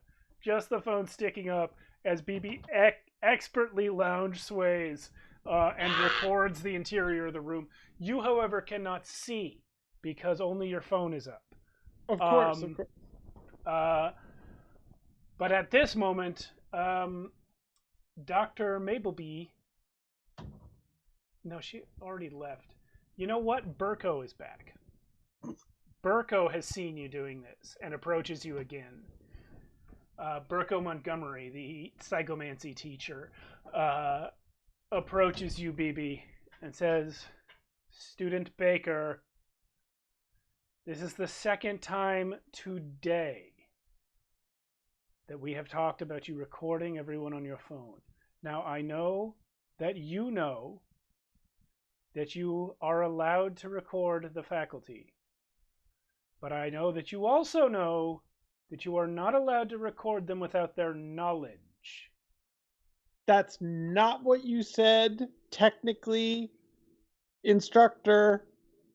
If I may, what It is I on remember the school you saying. contract that all students sign on the first day. Hang on. So I go, wait. What you said today is that I can record instructors if I want, but you have to get a copy of it. The BB. And before they say been anything, over I this. send them a copy of it right there. We have been over this. It is the person. Just watch the video. Video. All faculty members in the video must receive a copy, and you are not permitted to record people through a window behind a closed door. Just watch the They video. are having a private meeting. Please just watch the video, please. I will not watch the video. They are having a private meeting. You are not permitted to record that. Okay, so I'm going into heavy, tiny person whine mode. I would like to roll a charm, please. Yeah, I was going to ask you for one. This is going to be difficulty 12 to whine this person into watching a video that was illegally recorded. Is going to be a 12. Okay. I got a 10, and I'm burning my last adversity. Oh, yeah, you are. Because I don't know what's on the video either. That's but I feel like dramatically, this is the thing. We got to know. I've sent them the video. They got to watch it. So I'm just updating the token count here. Childlike, I burned through. Look at this. I burned through literally all of them. I have. You're trying so hard today. Everyone else is saving them up to succeed at the end, I'm sure. But okay. Please, just watch it. Student Baker, what am I going to see on this video? Why do you want me I don't know. You should just watch it. Please just watch it. Please just watch it. Please just watch it. Please just watch it. Please. I refuse to engage with anything other than please watch it. They look at their phone and hit play. Yes. What happens? What do they see? Yeah, what do they see? Can I at least hear it? What you hear is the noise of the quad at school. God damn it! God. And Burko turns the phone to you, and you see a video of Charles Pendragon, Bob Hazel, Horace Nottinghill, and Augustus Alderwood in the office speaking unintelligibly from the other side of a plexiglass school window. They want to tell the mortals. I just say it. What? They want it. That's why I'm recording. They want to tell the mortals. They want to tell the mortals all about us. Mr. Baker. They're not even going to say we're a special effects school or something. What? A special effects school? They want to tell the mortals. Is that like a school for disabled students? Am I here? Yeah, you guys are all near enough to hear. Yeah. I want to ask Professor, what's his name? Who's that? And point to this is Bob. What's his name? Sorry, I can't remember anyone's names. This is Burko Montgomery, and you're asking about Bob Hazel. You're asking about Bob Hazel. Yeah, well, no, I'm literally. Yes. I want to point at Bob Hazel and go, "Who is that?" They say, "I am sure that I don't know. Perhaps it is one of the students' fathers. Perhaps it is someone else." He is some guy from around town. Like I live in this little dirt town. Like he's just some guy. Well, why is possibly this some guy that you have seen in this little dirt town that you also live in is another student's father. Perhaps did that ever occur to you? We're not that big. Our class isn't that big. I don't know who that. Like I recognize him. So you think it's absolutely? You think it makes no sense at all that a man who is having a meeting with the school principal, it makes no sense at all that this man from the nearby town is the father of a student. That doesn't track for you. I'm just saying that I'm local and I would know who the other local kids are and have a fair idea of who their parents are. Burko looks around the quad, points to a girl across the way. Who's that? Is she local? She is. All right. She lives in Centerville. Yeah. Give me a brains check to see if you recognize this girl. No, that's... I can't believe my awkward and silent recording didn't convince them. So, what's my target number? You want a 7 to recognize her and a 12 to know who she is. And you want a 17 to know who her parents are. Come off. It's a small fucking town. You are a kid, and you don't know all the other kids' parents. As a note, Annie has disappeared. Like, quietly faded away before this conversation even started. Okay. Like, fine, I don't know who she is. I got a 2. You got, oh, wow. I thought you'd at least get the 7. I could get the 7, but... But you're not burning it on this, I feel you. Yeah, why burn it? Yeah. Yeah. Mr. But that is going to get me 2 more adversity points. Yeah, I'll put that in there. Yeah, he's definitely earned it. I can't believe I succeeded on mine and got nothing from it. The shame. Well, we're still playing the scene. Who knows what you got from it? Yeah. That's true. That's true. I mean, I'm willing to accept that I got nothing, like, because I'm 13 and I didn't know what the fuck I was doing. Totally fine with this. You met the that's difficulty. why I was trying to, like, pull up and be like, hey, who's this weird dude that none of us fucking know? We know Nurkle's father. We know Annie's brother. We know Principal Pendragon. But we don't know this guy. Well, what you're trying to overcome here is the fact that that Burko caught you guys invading the principal's privacy. So you're trying to overcome that prejudice to even have this conversation in the first place. So Burko says, Mr. Abercrombie, I am aware that your parents moved to Centerville not that long ago. I'm aware that you don't enjoy living in Centerville, and I am equally aware that you simply do not know the names or faces of all the people in Centerville who are involved with our school. It is not reasonable for you to tell me that that man is suspicious just because you don't recognize him.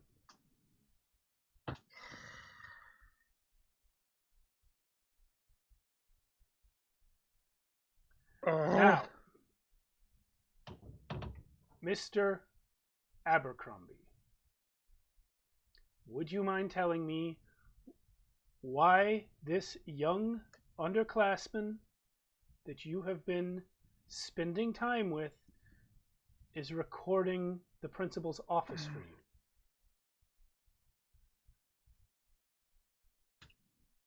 Because we wanted to get evidence of the principal's involvement in a plot to reveal our magical community to the wider community. Excuse me, Student Baker, are you doing a dance? No, I'm pointing. I'm indicating. But I was doing it the other way, and I realized it was the wrong way. This is a serious accusation, Mr. Abercrombie. As it happens, I just saw Dr. Appleby come out. Dr. Mableby, sorry, come out of the principal's office. Do you think that if I go ask Dr. Mableby what is going on, that she will say what you said?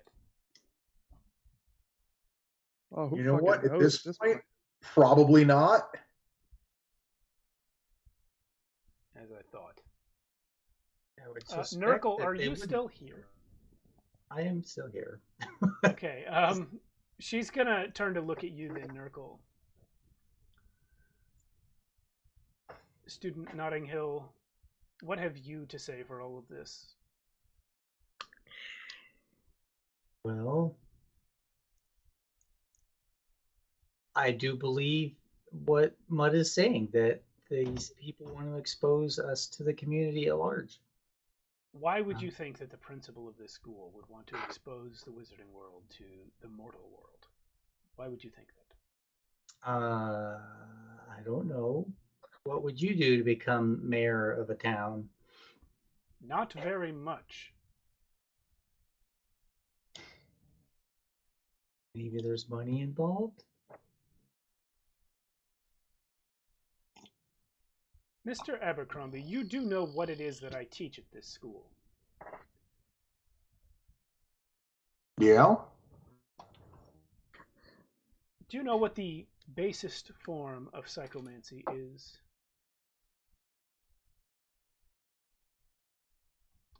Okay, so real quick, I actually have no idea what psychomancy is. Mind magic. Okay, so honestly, I think Mud might be might have a fair idea on that, at least in the resisting sense. You know what? First of all, do you think that Mud is currently taking the psychomancy class or has taken it in the previous year? Yeah, I think he might have taken that previously. In that case, I will have you roll a brains check, difficulty 8, to see if you know what Burko Montgomery is about to say the basest form of psychomancy is.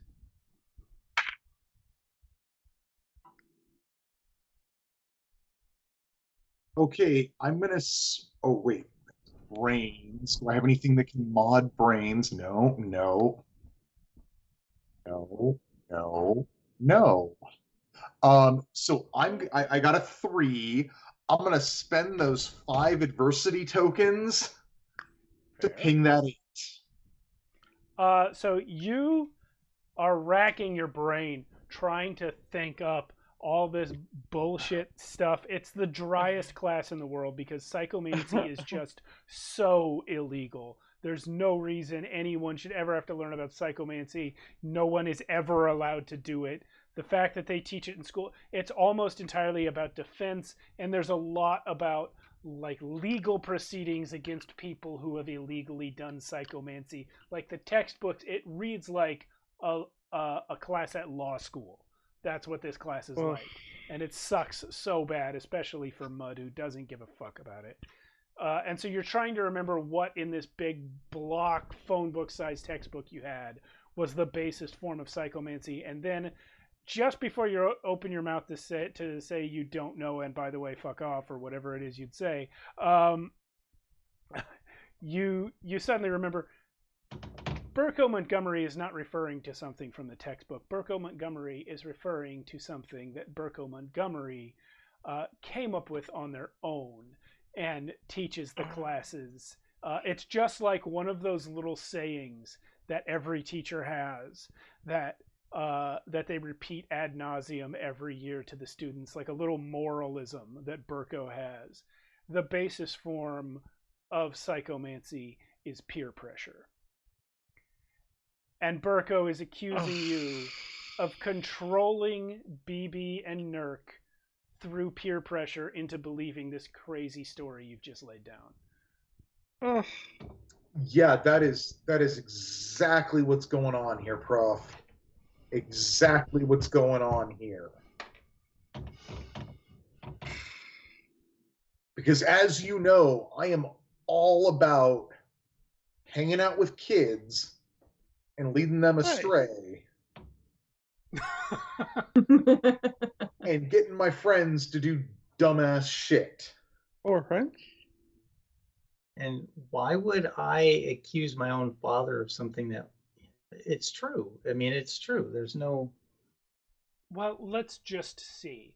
You know, I am aware that students think that the thing that I say about peer pressure is just moralistic nonsense, but when people are acting against their natures due to peer pressure, it actually does leave a psychomantic residue. Let's see what I can detect. And they pull out their wand. And Burko mutters something, waving the wand towards BB and Nurk and Mud. And then their eyebrows kind of furrow and their eyes go wide and their head turns towards the principal's office. Well, as they're doing that, what's Annie up to?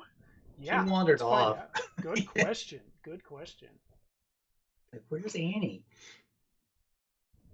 As I see Burko closing in, just to flash back a few minutes to the beginning of this encounter, I see Burko closing in on BB, and I see Professor Maplethorpe. Applebee's. Sorry, Mapleby? Mableby. Mableby. Okay. And I see Professor Mableby disappearing down the hallway, and I just sort of sidle back, and I go after Professor Mableby. Ah, okay. I don't want her to get away. Professor Mableby heads towards her classroom, takes a turn, and enters the nurse's office. I follow and knock on the door. Come in. Hey, Professor. Ah, Anastasia. So, how did it go? What did the principal say when you brought up BB's injury? Ah, yes, the principal was most gratified to hear that student Baker is not seriously injured. I'm glad to hear that. She's like doing some paperwork and barely looks up at you. So, did you see my brother in there by any chance? Yes, Augustus was in there. Great. Do you know, I think, was I asking you a question about him earlier today? I was asking one of the professors about something he or Nurk's father had said. Was that you that I was talking about that with earlier? About Augustus? Mm-hmm. No, I don't think so. Oh, okay. All right, great. And I tear out of there, like sprint out of there, like, oh, and under my breath I'm going like, oh fuck, oh fuck, oh fuck, oh fuck, oh fuck, oh fuck. Please do not run on the concrete, Miss Alderwood. Sorry. And I speed walk, like, okay. Oh fuck. And I go back around the corner and I see the Burkos still yelling at these three. I'm like, fuck. Okay, I don't have a choice. Oh fuck, I gotta go nuclear. And I pull out from the bottom of my book bag my phone that I typically leave off and like with the battery disconnected. And I put the battery back in, I turn it on, and I call my mom. Same reaction. Really? Remind me your mother's name. I don't know if you told me. You know what? I never did say. I'm gonna go with no.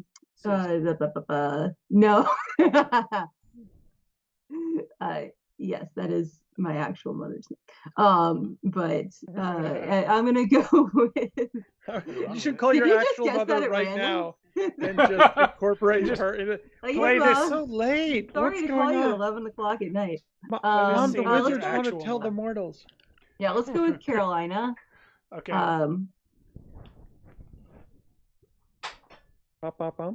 Okay. Yeah. Yeah. She answers. Hello. Oh, Mom. Hey, how are you? I'm Good. What's wrong, Stacy?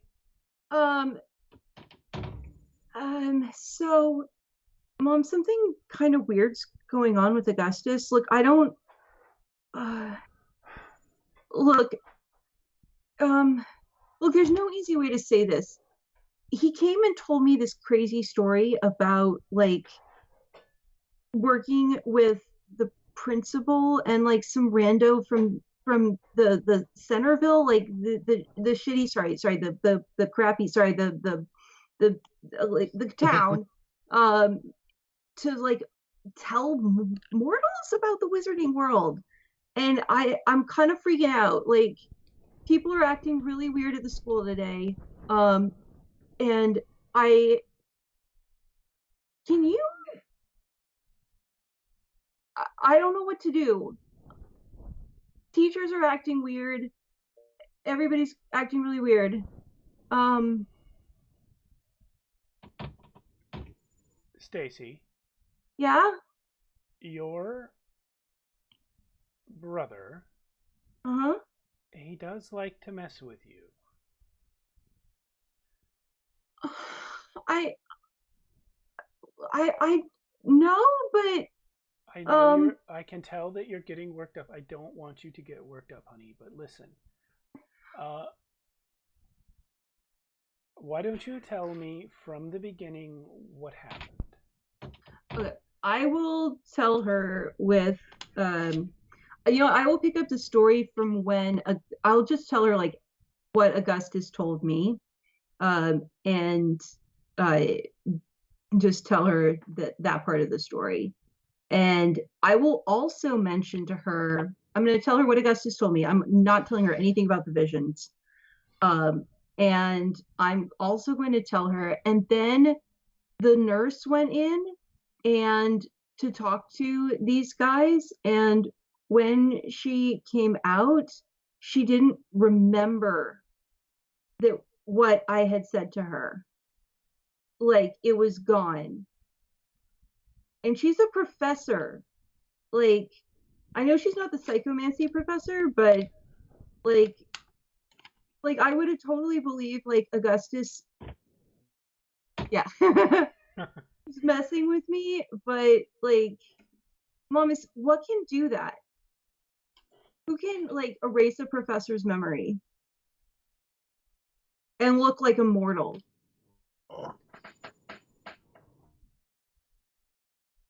Well, honey, you know that any wizard can learn psychomancy and erase memories. That's very, very, very bad and very illegal, but anyone could do it. But Stacy, this has the sound of something you are saying to try and get me to come to school and pull you out. I am silently banging my head against, like, the brick wall. Like, okay, yeah, sure, but okay, you know what? Just forget it. Bye. Who is? Wait, Stacy. Yeah. Who is? Are you coming? Who is this mortal? Bob Hazel? Oh, I know Bob Hazel. You what? Yes, he's a good friend of me and your father. Wait, so he's not mortal? Yes, he's a mortal from Centerville. He's a salesman. Deals with real estate.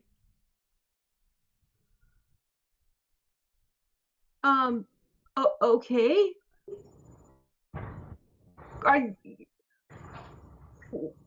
What are your thoughts about him, Mom? He's a wonderful man, honey.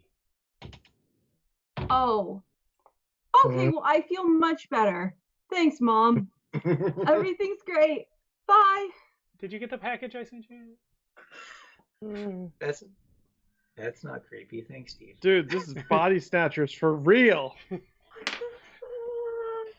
Okay, now I am just, like, Annie just like slides down the wall and puts her head between her knees and is just like rocking, because the thing I am scared of most in the world is my parents, and to me they are all powerful and all seeing and all knowing, and this is like no, nope, nuh-uh. This is nope. So around that time, when you get off the phone with your mother, Burko Montgomery has just cast her detect psychomancy, or their detect psychomancy spell in front of Abercrombie and BB and Nurk. And then their head turns towards the principal's office as their eyes go wide. And they whisper, "Students, get away from that office."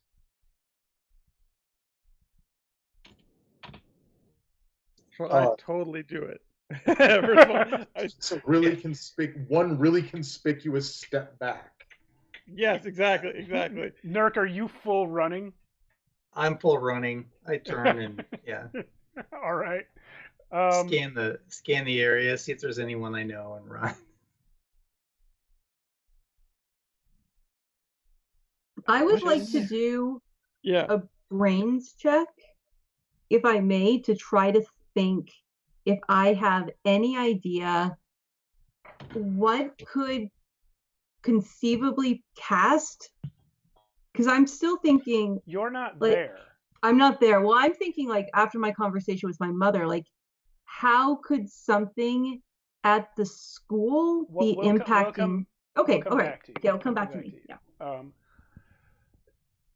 Burko Montgomery now turns to the principal's door, their wand still in their hand, and then looks back at you, Mud, and says, "Aloysius, I said that you needed to leave here." You might need backup. Does that mean I can stay? Roll a... No, you already left. No, I just meant I took a step back. I didn't like leave, but yes. They look at you, BB, and then they look at Mud. Mud, roll a charm difficulty 8 on this one. Be charming, Mud. Charming as Mud. Nope.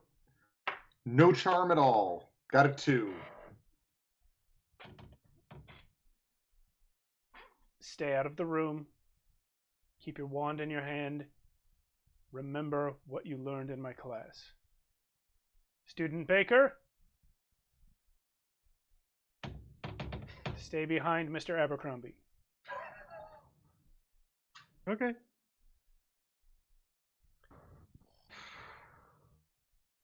Professor Montgomery yanks open Principal Pendragon's door, and immediately a blast of some kind of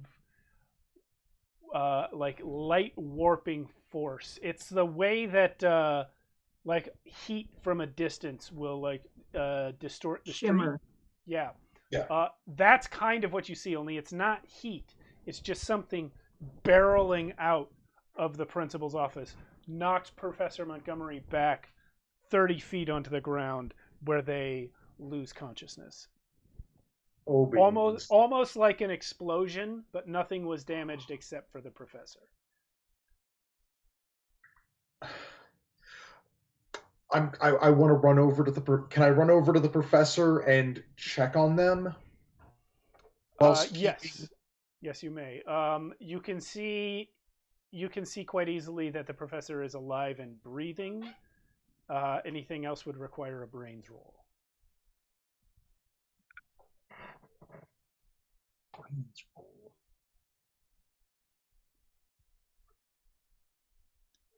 And if you wish, you can try to check on them magically. Yeah, that's. I want to try and check cast on any spells. I want to try and like magically check what happened to them. I want to. Yeah, because I gotta fucking diagnose it first, don't I? Yeah. Damn it. What if I like I feel like I have very little magic to offer, but I gotta believe the first thing they teach you is like basic first aid of magic. Yeah. No, okay. Here's the thing. I've got decent first aid of magic. Uh-huh. My grit is my second highest die. Okay. So as I get over to the professor, sorry for the noise. You're just gonna be a poop? Fine. I turn to BB, who I'm assuming is following close on my heels. Totally, of course. And say, just keep an eye on the door. Just keep a damn eye on the door. You're keeping watch.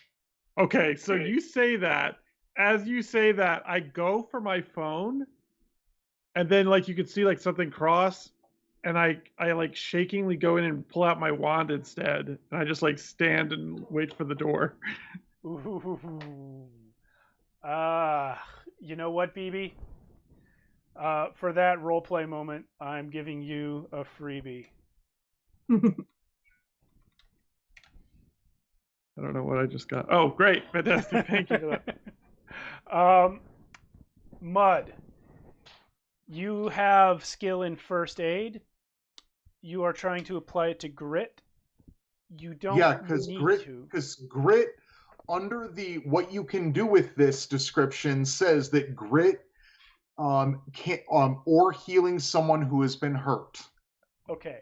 I'm going to say, yeah, grit would apply for healing someone, but for the diagnosis part, it is going to be brains, but because you were in Professor Montgomery's class as already established, and you passed a roll about information from that class earlier, I'm going to give you a +2 to your brains check on this, and your first aid bonus will apply as well.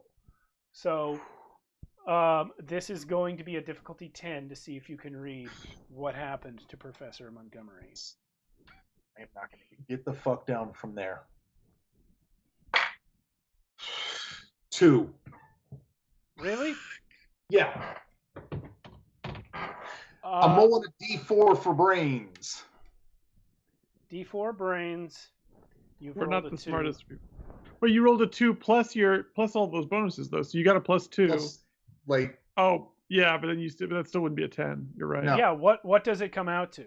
Because you have points to spend. BB is present and could give you that point, which would be worth 2. That's true. I could do that. So you have +2. That could get me up to 8. That could. Wait. I think that gets you to 10 because you just rolled 2. You got a +2 because of the class that you did. You got a +1, I'm assuming, for first aid knowledge. So that's really 5 without the adversity tokens. Right. Okay. That's 5. And you have 2. Wait, shit. And I have, but my 1 counts as 2, but that's only 9. Fuck. Still only gets you to 9. Yeah. Yep. All right. You can't make it. Yeah, you don't know what happened. You don't know what happened. But that's informational. Magic is a thing that doesn't work the same way science does. You don't necessarily need to know exactly what's wrong with your professor to do a little bit of magical first aid. So if you want to roll first aid as grit to try and get the professor to wake up, you can do that. That's going to be difficulty. That'll again be difficulty 10, but I think you have a much higher die. Fuck down from there. Stay. Hi, Strellick. Okay. Yeah, he's being a butt right now. Yeah. So I'm gonna try and cast a revivification spell. Sure. On the professor. All right. Again, they're not dead. They're just unconscious. No, but I'm trying to cast like a smelling salt. A smelling salt spell. Salts type spell. Yeah. Yeah. Okay. So I've got the D12 for my grit and the D4 for the magic. Do it. And fudge. I got a 15.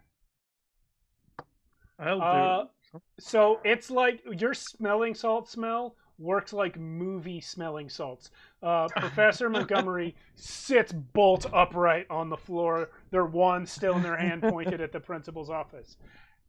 And they go, no, no, no, no, no.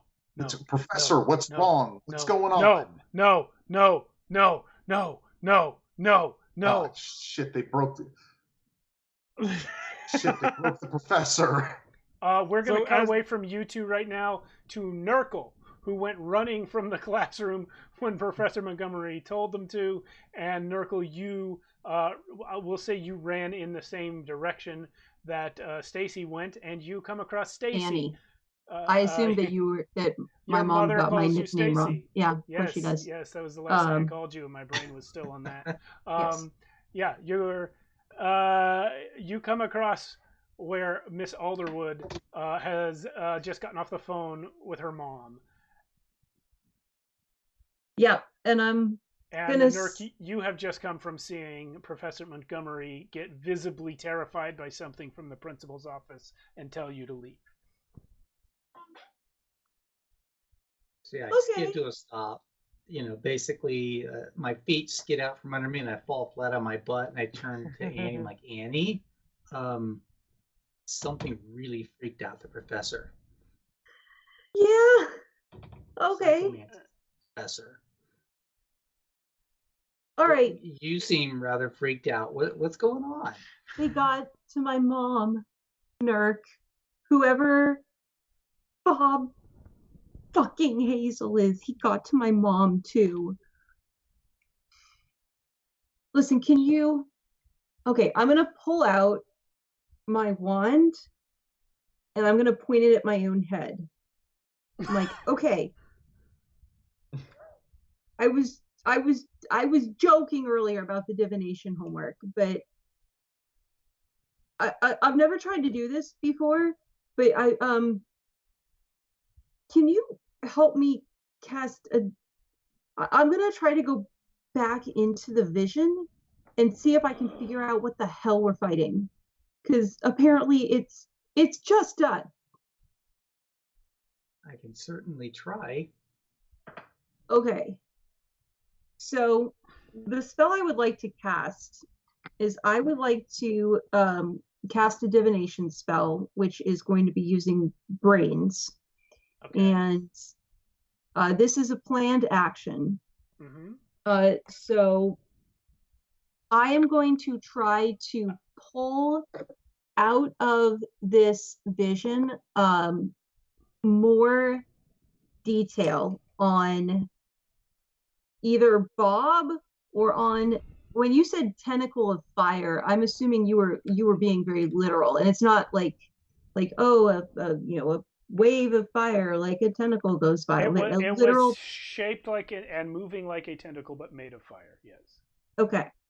I want to try to go like Inception style into the vision, into Bob's head, and try to extract information on who this guy is. Okay. So here's the thing. Yeah. This cannot be treated as a planned action because you are directly interacting with your state of fear.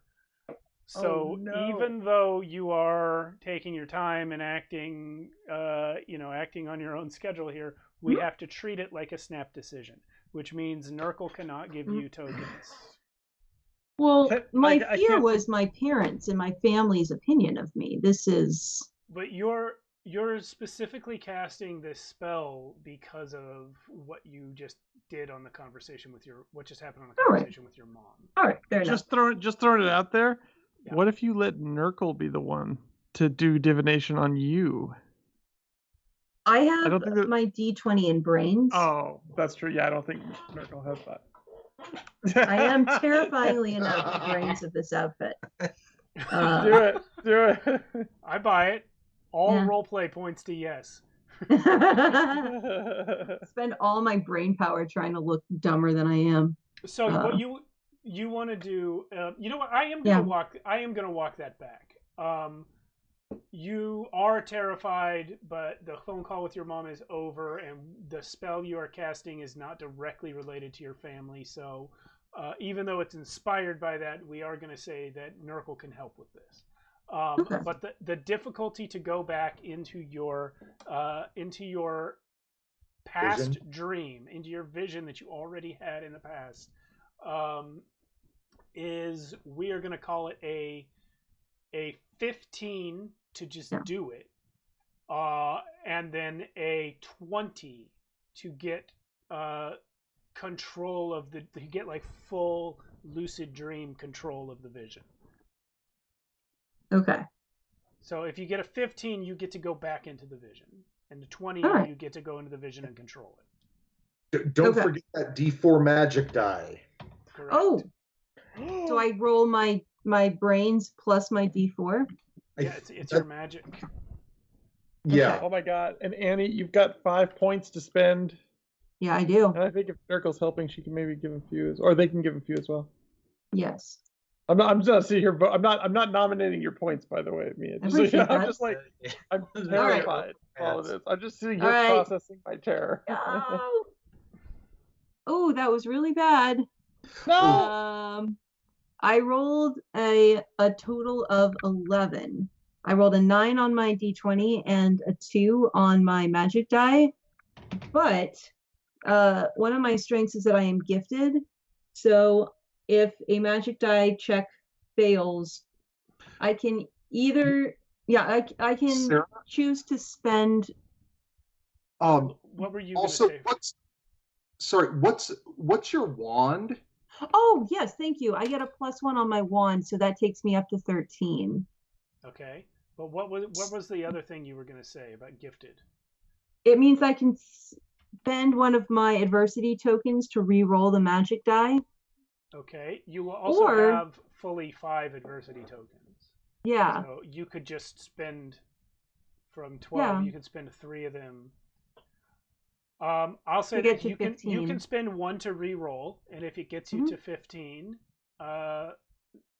great. And if not, you can spend more to reach 15.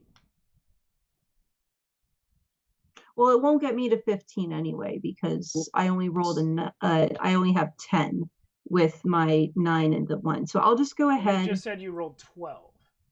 Yes, because I rolled a 9 on my D20 plus 1 for my Hawthorne wand plus 2 for my dice. So that takes me to 12 But on my you can magic re-roll dice. the dice and get 3 or 4 on the magic die. And that would only take me up to 14 maximum. But you could spend the rest of your adversity. I could tokens spend if the you rest of my. if I'll you just want, go you don't ahead have and spend the 3 adversity tokens Okay. to get me up to 15. But yeah, I'll just go to 15. Okay. Okay. Yeah.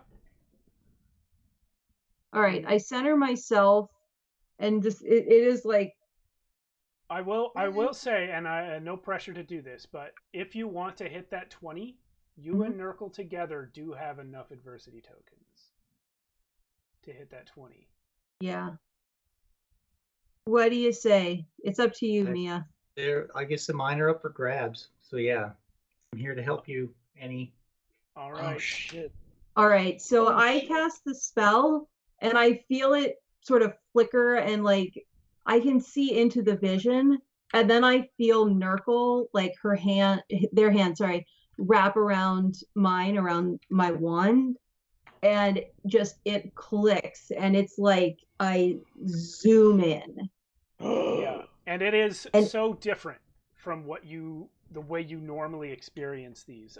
The happenings are the same. You see that tendril of fire reaching out from the mist and reaching towards the school, where you see your brother Charlie on the ground and your brother Augustus on his knees, and you see Bob Hazel there with his eyes wide, smiling, turning to look at the school. But it's more like, this time, it's more like clear.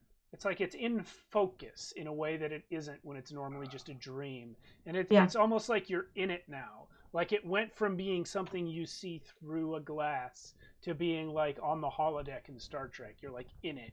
It's 3D. Yeah. What do you want to do? Are they moving, or is this like a static image that I'm like the only person walking through? It's like a still life. There's the suggestion of movement, like the flames are moving, but like the people are just kind of posed. Okay. If I have time to do only one thing, I I didn't say walk. that. Okay. The first thing I do is turn around and try to follow this tentacle of fire back to its source and see what was behind me in the vision. Oh, you're walking away from the school. I'm walking because the way you described it, like I was facing the school and a tentacle of fire went past me over my head or just like around me towards the school, Well, and I yeah, never turned around and saw what it was. when you So the first thing originally when you originally saw it, you were not facing the school. You were standing in the darkness and the fog. The tentacle of fire came out of the darkness and then went past you laterally this way, and you turned to face the school. Right. But if you wish, you can follow the tentacle of fire back. Okay, so I can't see anything. It's still, I would have to walk into the darkness and the fog. Okay, Yes. not going to do that. I'm going to walk over to Bob Hazel in his creepy polo and khakis and just sort of tentatively push a finger into his brain and see what's inside of there. Well, as you walk towards Bob Hazel, before you get close enough to try and touch him, the ground is littered with the bodies of students from the school. Yeah. And so in order to reach Bob, you're having to step over them or walk around them. And as you walk around the students, your angle on the image of Bob and Augustus changes. And you see something you didn't see in the original vision.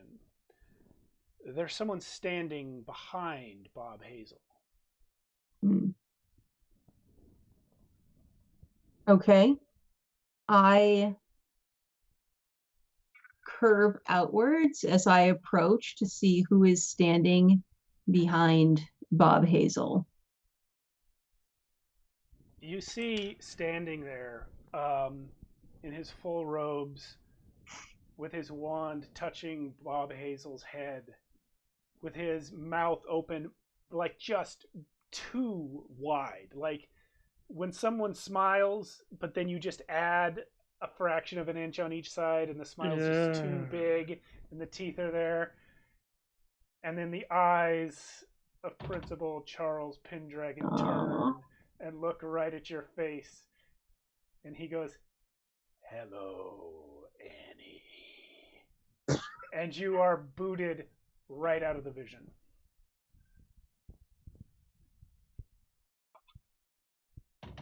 Okay, well, good news, bad news. It worked. Like, That's the good news. Bad news. It's the dragon. It's the not a dragon. It's Yeah, you know, Nerf, it's that the Pendragon. dragon is the It's- nickname for Pendragon. yeah. Yeah. Like what? We have to find Mud and BB. Oh fuck! Like where? Speaking of Mud and BB, you guys, standing in front of the dragon's door with the wand in their hand. Yeah. Have fun, boys.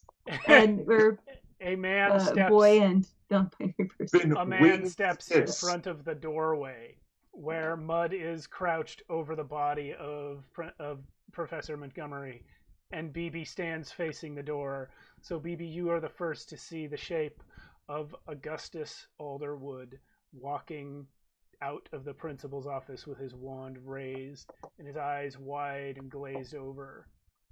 He says, "BB, you're a friend of my sister, right?"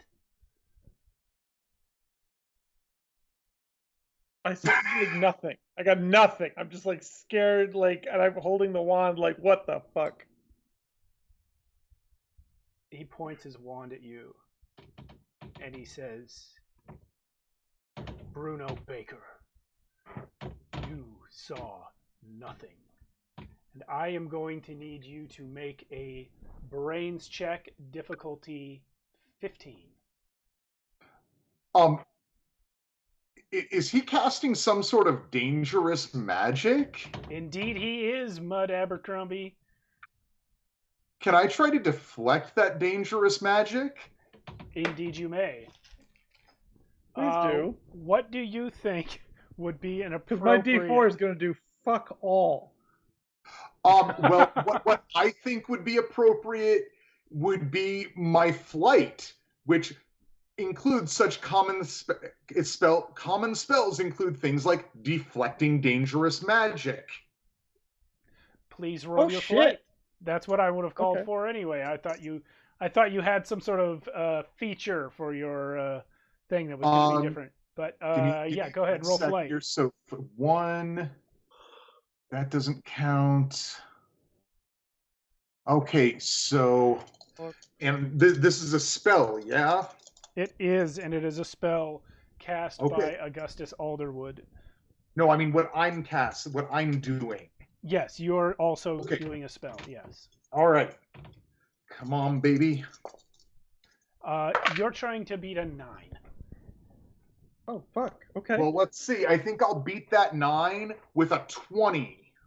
fuck yeah! Augustus Alderwood I comes out. swat that shit. He comes out and he tries to cast on Bruno Baker this mind control spell, but you hear it happening. You can read the situation. You know it's going to happen before it does, not the way Annie would, but just because you can tell. Yeah. And you whip that wand out and Oh no, and I zap at don't. him. Oh, it's I already out. swat that with my hand because I am handy and I do not need to have my wand out to use it. Mhm. Okay. Nice. Although That's your wand cool. was already out, but cool. You can do it with That- your no, other that's hand. no, No, I You can use the keep my back wand hand's in even like better. the inside pocket of my coat. You slap You are- at the air, and with that amazing 20, Augustus's wand snaps and both parts fly out of his hand. And moreover, your spell was not to knock his wand away, but to deflect magic. So with that super overroll on the dice, your magical deflection slaps him in the head, and you see his eyes clear for a second, and he goes, "What the fuck?"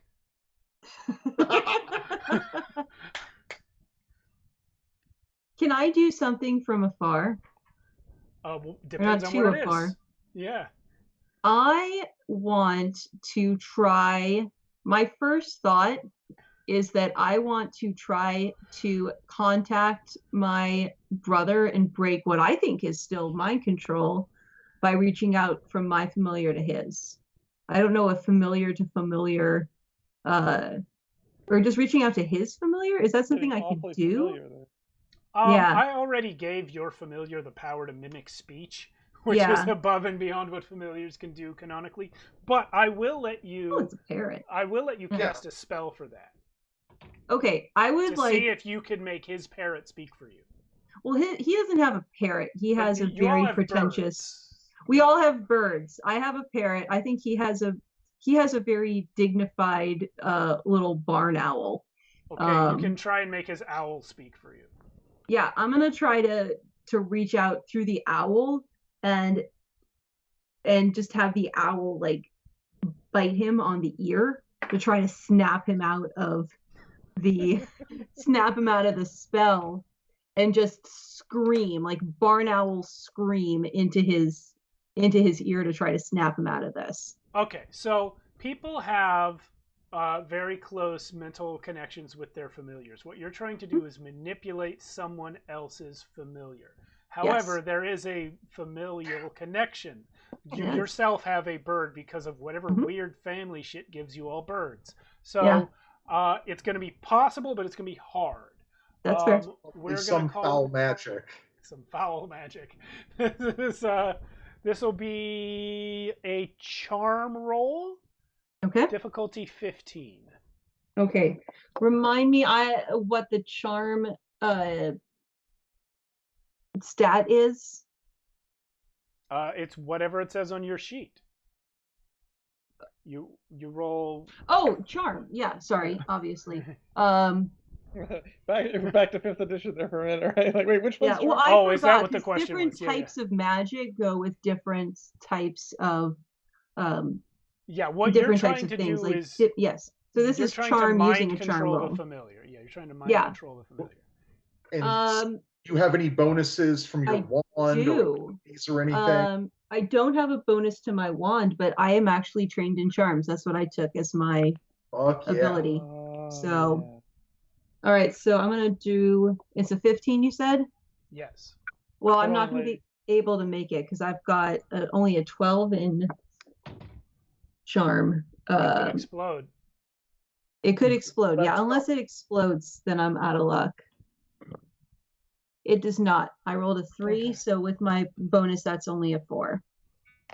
Your parrot bites So- you in the ear. Ow! Stop it. Nurgle, before we go back to the scene with the guys over there, what do you want to do? You just helped Annie with her vision. What's next? Really? Nurgle pulls out a shotgun.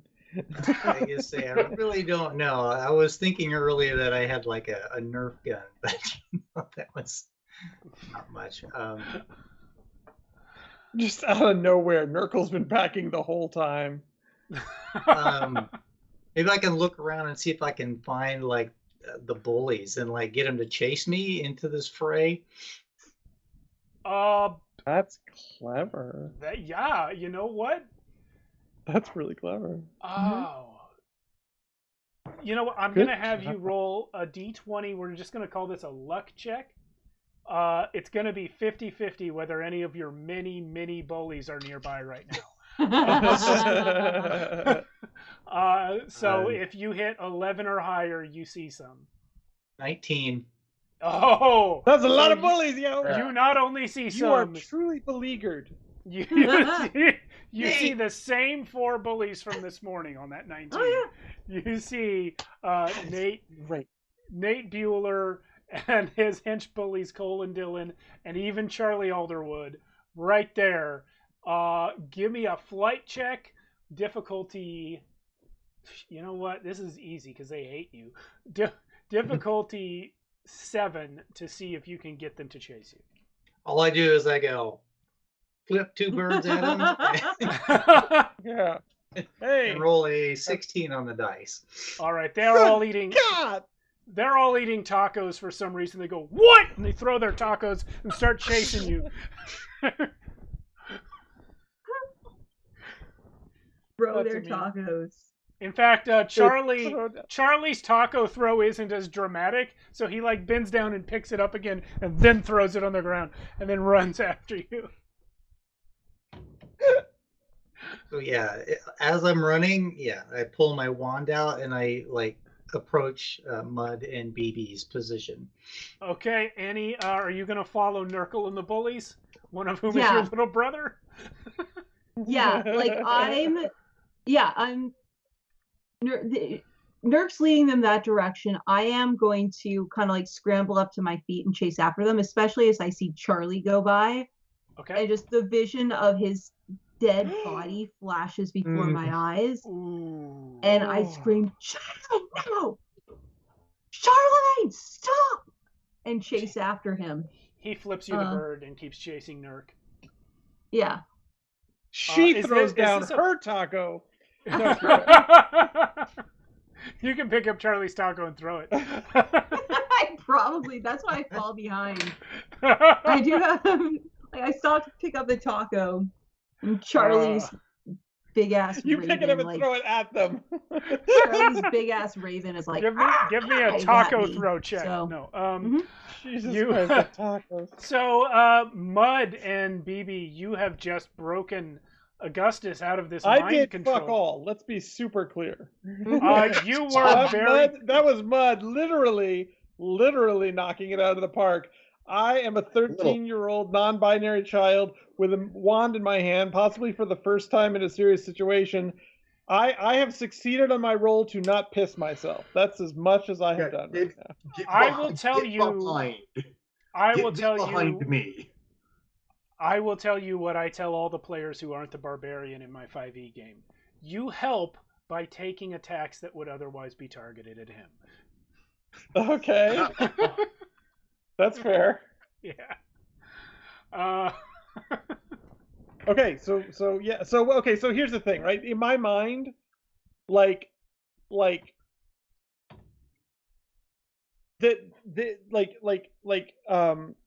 Augusta, what's his name? Augustus, yeah. 5. Yeah, Augustus. Yeah, 5. Yep. My thought is like, where is Bob and where is you know what I mean? Like, I was never thinking of him as the danger, and I don't buy that he's the danger now. I'm talking about Augustus. Where is Bob? Where is Horace? Where is Pendragon? Those are the people that I haven't let go of my wand. I'm just sort of stunned that I didn't die just now, but that actually hasn't broken my focus because it happened too quickly for me to have an emotional reaction yet. Yeah, so there is this very long moment of stunned silence as Augustus comes out of whatever that was, with his wand broken and out of his hand. And what breaks that stunned silence is the yelling of, "Come back here, motherfucker!" As you, from off to the side, you see Nurgle coming with all of Nurgle's bullies behind them. And then Annie behind them. Going, "Charlie, no, don't die!" And Charlie like, "I'm just going to beat up a nerd."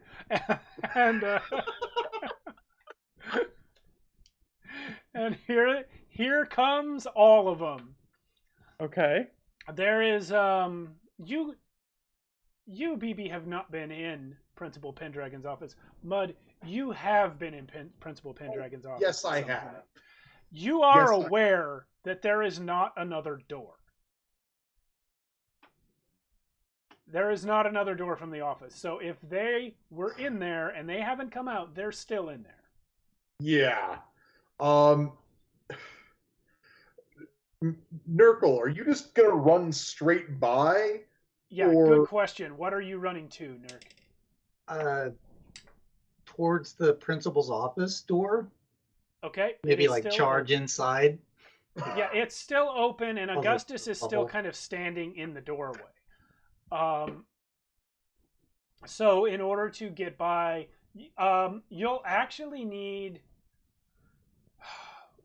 we'll call this brawn, but it's going to be pretty easy to get by Augustus because he's stunned and not actively trying to stop you, but he is in the doorway, so you have to shove past him. And I'm like yelling, "Dad, Dad!" as I run in there. So. Okay. We're going to call this difficulty 7 to get past Augustus in the doorway. Come on. I believe in you, Nurgle. Come on, Nurk. I have a 6-sided on that. Do you have any bonuses or anything? Actually, they do. Because Why? they're an upperclassman. And that gives you +1 to fight in brawn. Yes. Yep, that is true. All right, well, there's a 3 on the dice. Oh. What BB was the and Mud check? are there. It's a 3 on the dice, I rolled a and 3. you have the 1. And what do you need to hit to get to the chest? Said 7. 7. Okay. Oh, shit. Well, I should have 1 adversity point for my failed attempt to reach Augustus through the bird. You're right.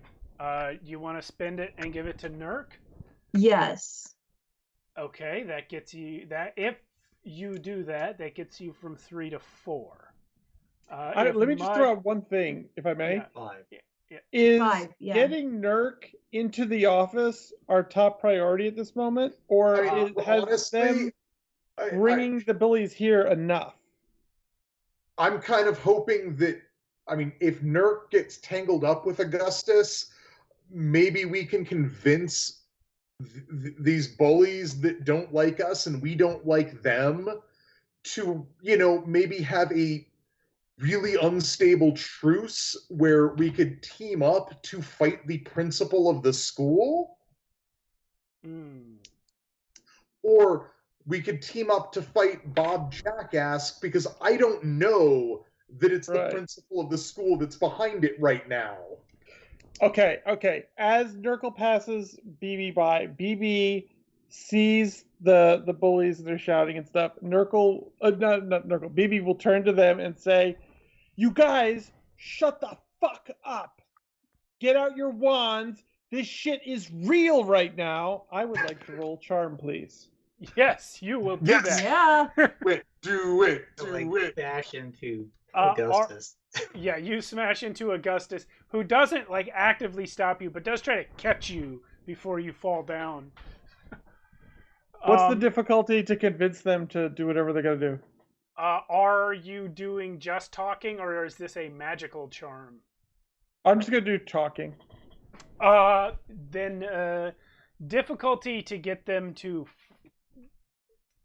do, like, you were kind of non-specific. You were just saying, No, I this said, shit is real. get out your wands. This shit is real right now. Yeah. Yeah. I'll say they will stop and confusedly listen to you on a 10. Cool. I got 15. Okay. You know what? Nate just stops and confusedly listens to you. Cole, Dylan, and Charlie all pull out their wands, like you said. that follows well. That makes total sense. Yes, 100%. Yeah, so Augustus catches you, Nurk, as you smash into him, and looks down at you. And then it's like looking at you, Nurkle, makes him remember something. And he goes, "Oh shit!" And he takes you bodily away from the doorway, just as a pair of wands come from the door. And it's Horus and Principal Pendragon. Fuck! Wait, where's Bob? The fuck? It's adults. Fuck. Okay. I scream out. When you, Oh, sorry, go ahead. 1 second. When you first wonder where's Bob, you actually see Bob standing behind them. Okay. Yeah. What's that, Annie? I was gonna say, as I burst into the room, I scream out to. You're not in a room. It's outside. Oh. What? Oh, I thought it was. I assumed it was like some sort of like hallway or vestibule. If we're going, I've said many times that you guys are in a quad. Yeah, it's the halls are like the sidewalk outside the classroom. This is a California school. You are right, outside. but the principal's office has like a secretary's office outside of it. No, it doesn't. I just said there's only one exit. Okay. I thought we were inside the hall. I thought we were inside the hall, and there was just one exit. But I see what you're saying. Yeah. So if the door to the principal's office is from outside. That's what Nurkle just tried to run into. Oh, it's an external building. It's like the principal's office is their own building. Well, it's in a building with other rooms, but it's not like connected to the main school office. Okay. The principal's office is separate. Yeah. So at least what I was thinking is largely unchanged. Okay. Well, what were you going to do, Annie? I'm sure that it probably doesn't make much difference. Yeah, really quick then. Has all of this been going down in full view of everybody on the quad then? Well, yeah, but it's a Saturday. It's not like teaming with people. Right. Has anybody noticed? Yes, 2 of your professors have accosted you guys for your actions already. Yeah, but Nurkle just got all the bullies. No, not that part. I mean the part where they started blasting spells at students and a professor collapsed on the ground. Has anybody noticed that a fight has broken out and come running? Nobody has come running. That has not happened yet. And to be fair, fighting has not exactly broken out. That hasn't exactly happened. We have Montgomery got blasted. That was a big deal. But the only other fight thing that happened was Mud silently knocking someone's wand out of their hand. So you're not sure if anyone has seen or noticed. Okay. No one has come running. All right, copy that. Thank you. Yeah. I mean, since professors keep interrupting us. Yeah. Well, that's true. You and Nurk and the bullies are who came running. That happened. Yeah.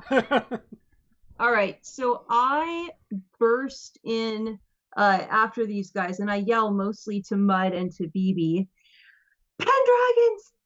The guy, Bob Hazel's just a cutout. He's controlling them. And I hope that you guys know what a cutout is, so, or understand what I mean by that. When you say that, Dylan looks at you and says, Bob Hazel's controlling them?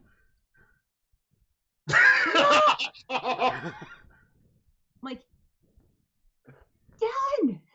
And I imagine that's all I have time to say before something else happens. Yeah, Cole's like, there's a cutout of Bob Hazel? And Charlie says, who's Bob Hazel? Pendragon! Pendragon! Okay, then what? The Okay, so wand do come we out. see Pendragon? Yeah, Is he he is. there? He is. And Horace in the just, doorway. He just started coming out. He's Yeah, just started coming out. Oh, He's okay. in So I yell at, it's Pendragon. He's controlling Bob. Oh, hi, Professor. Hi, Headmaster, or whatever his. Oh, hi, Principal Pendragon. And like wand out like in defensive position. Yeah. Pendragon is going to try and knock you the fuck out. Yeah, Give I'm me. just publicly accused. He is casting a spell at you. All right. Give me a grit check, please. Oh boy, this is going to be great. You may add your magic die to this. Thank you. Because you are magically avoiding your unconsciousness here. All right. Come on. Your target is 10. Super close. I got an 8. And I add my last point. Which is worth 2, which makes it 10. BB, how do you help? So he goes to fire, and Annie's like the only person I really connect with here, and so at that moment when he goes to fire at her, it just kind of like snaps me out, and I just like knee jerk zap at him. Okay, it distracts him just a tiny bit. You throw off the balance of his spell just a little bit, and Annie, you feel this psychomantic force hit your mind and try to grab you, but your divination power, you see it coming at you like a big black clawed hand and reaching for your brain just in the split second before it happens.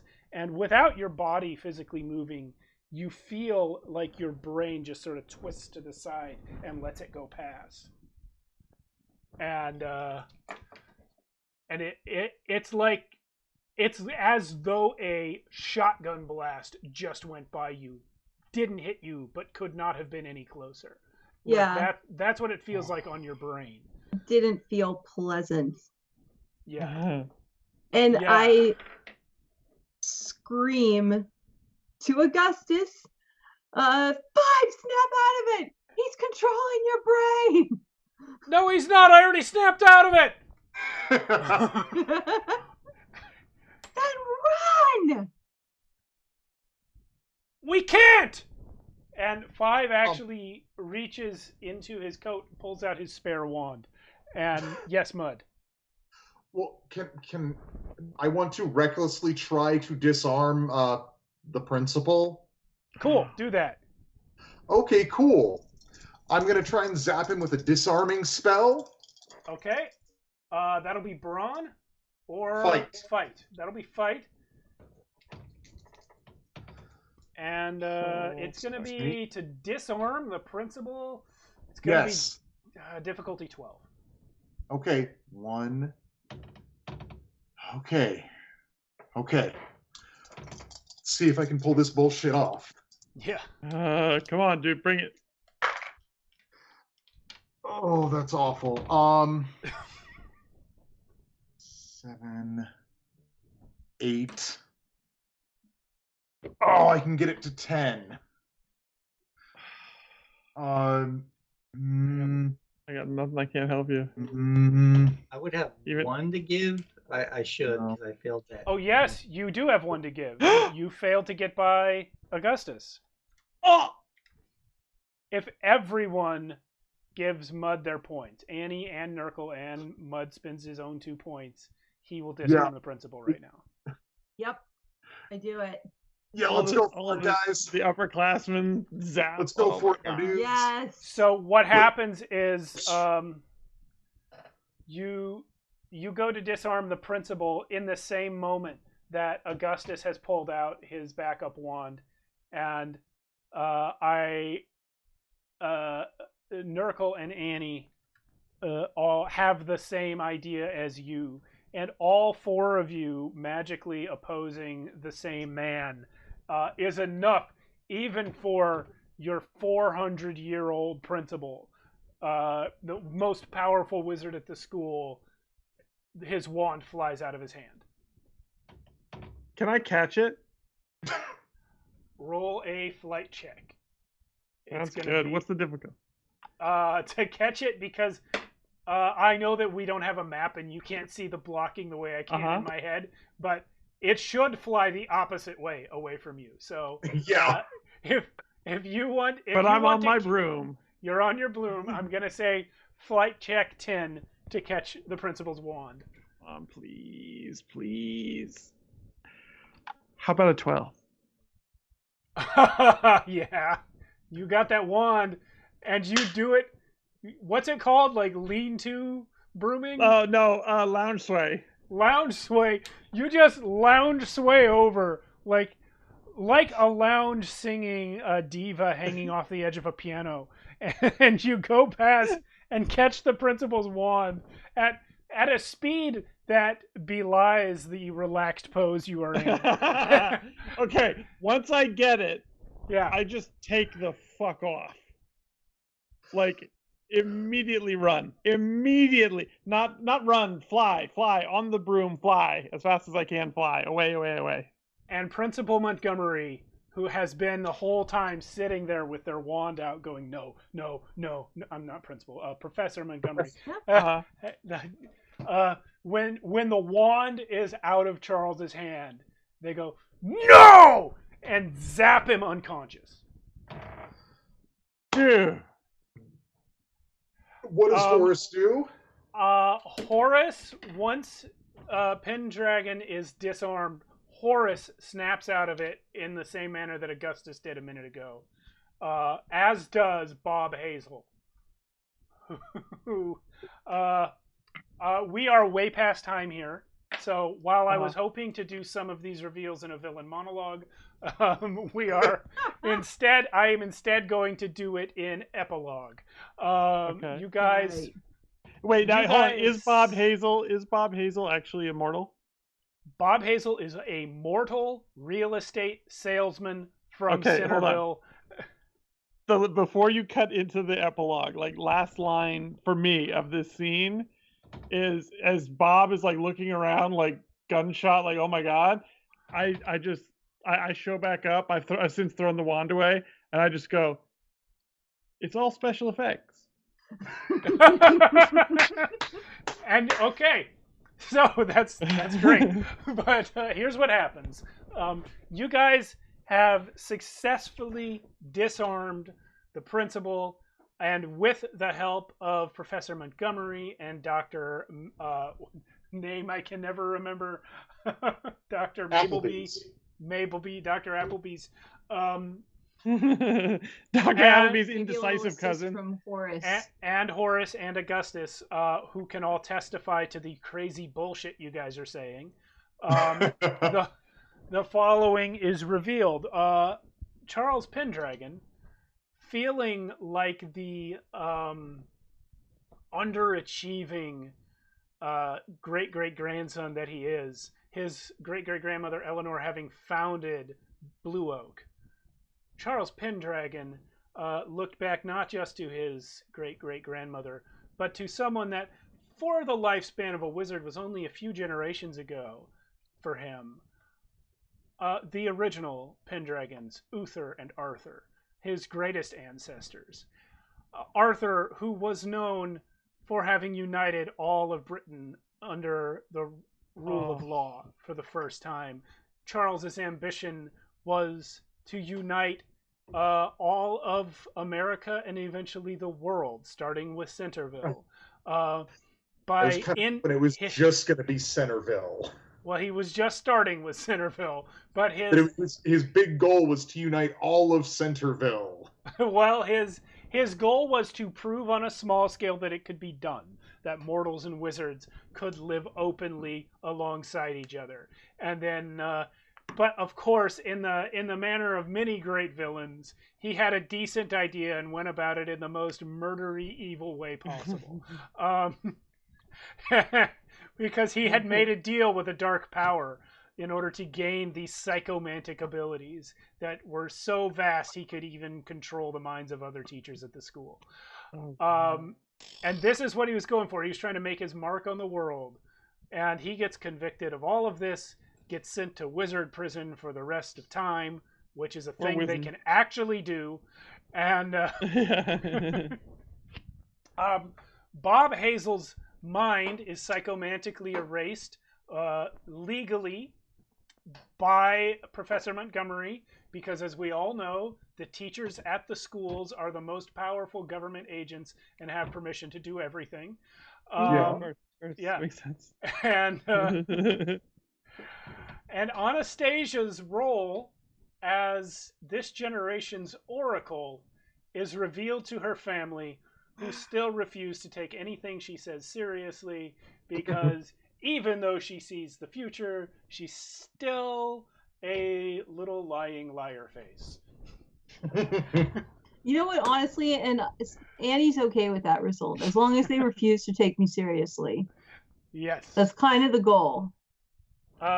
BB, you, for capturing the principal's wand, and do you ever tell anyone what you did with it? Because you flew away and came back without it. Okay. Definitely not. No. So that has two results. You are promoted to skip a grade in school, and you have detention for the rest of the year.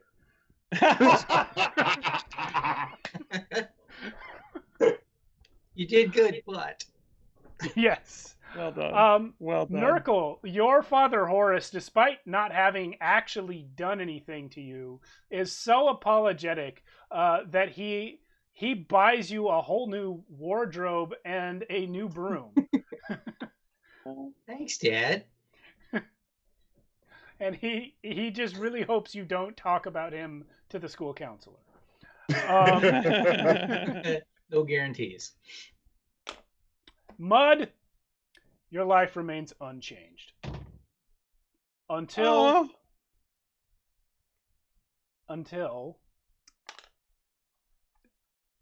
after the trial, when Charles Pendragon is being sent away to wizard prison for eternity. You are in class one day holding the wand. The wand that you use from within your jacket pocket to disarm Augustus, the student body president, and Charles Pendragon, the principal of the school and the most powerful wizard on campus. And you hear from your wand, in your mind, a small voice that says, "Hello?"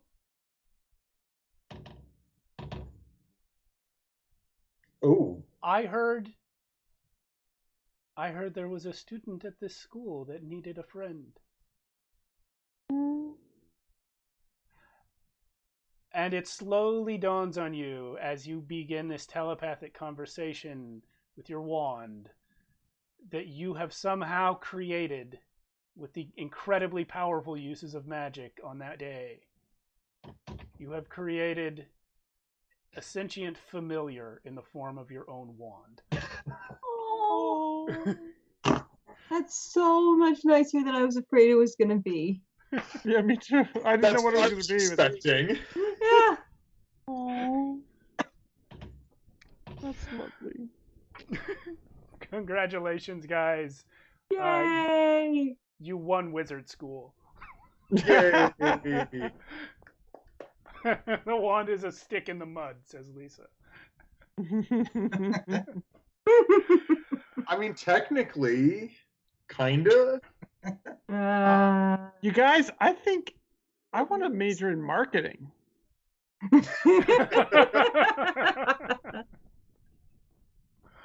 Weirdly, so does Annie. She's really into graphic design and illustration. Annie might do good in PR. Yeah. Exactly right. This is where you We pay could people. start our a own lot. advertising company. It'd be so good. All right, listen. I've got all these ideas. I've written them down in this notebook. I'll show you all of them right now. And pull it over the notebook. All right, guys. That's it for our games. Thanks so much for playing this with me, guys. This is cool. So, thank you for the invite. This was a lot of fun. Thank you Yeah. all. I really like this system, and I really like the ridiculous world that we built, and I would not be opposed to returning for a sequel on this one. Sure. Absolutely.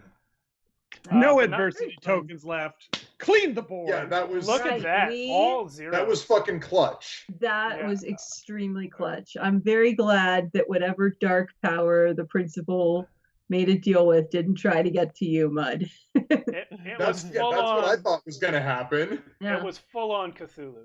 But But Cthulhu's not a bad guy, as it turns out. Yeah, glad I didn't Uh, walk into the darkness and fog. oh god, Dude, that was that gonna was be so- so bad. That Oh. was Yeah. gonna be so bad. Because I mean- straight up hadn't thought of you doing that, and you're like, If I'm it's gonna find the Cthulhu, source all of this we need is a tentacle. boat.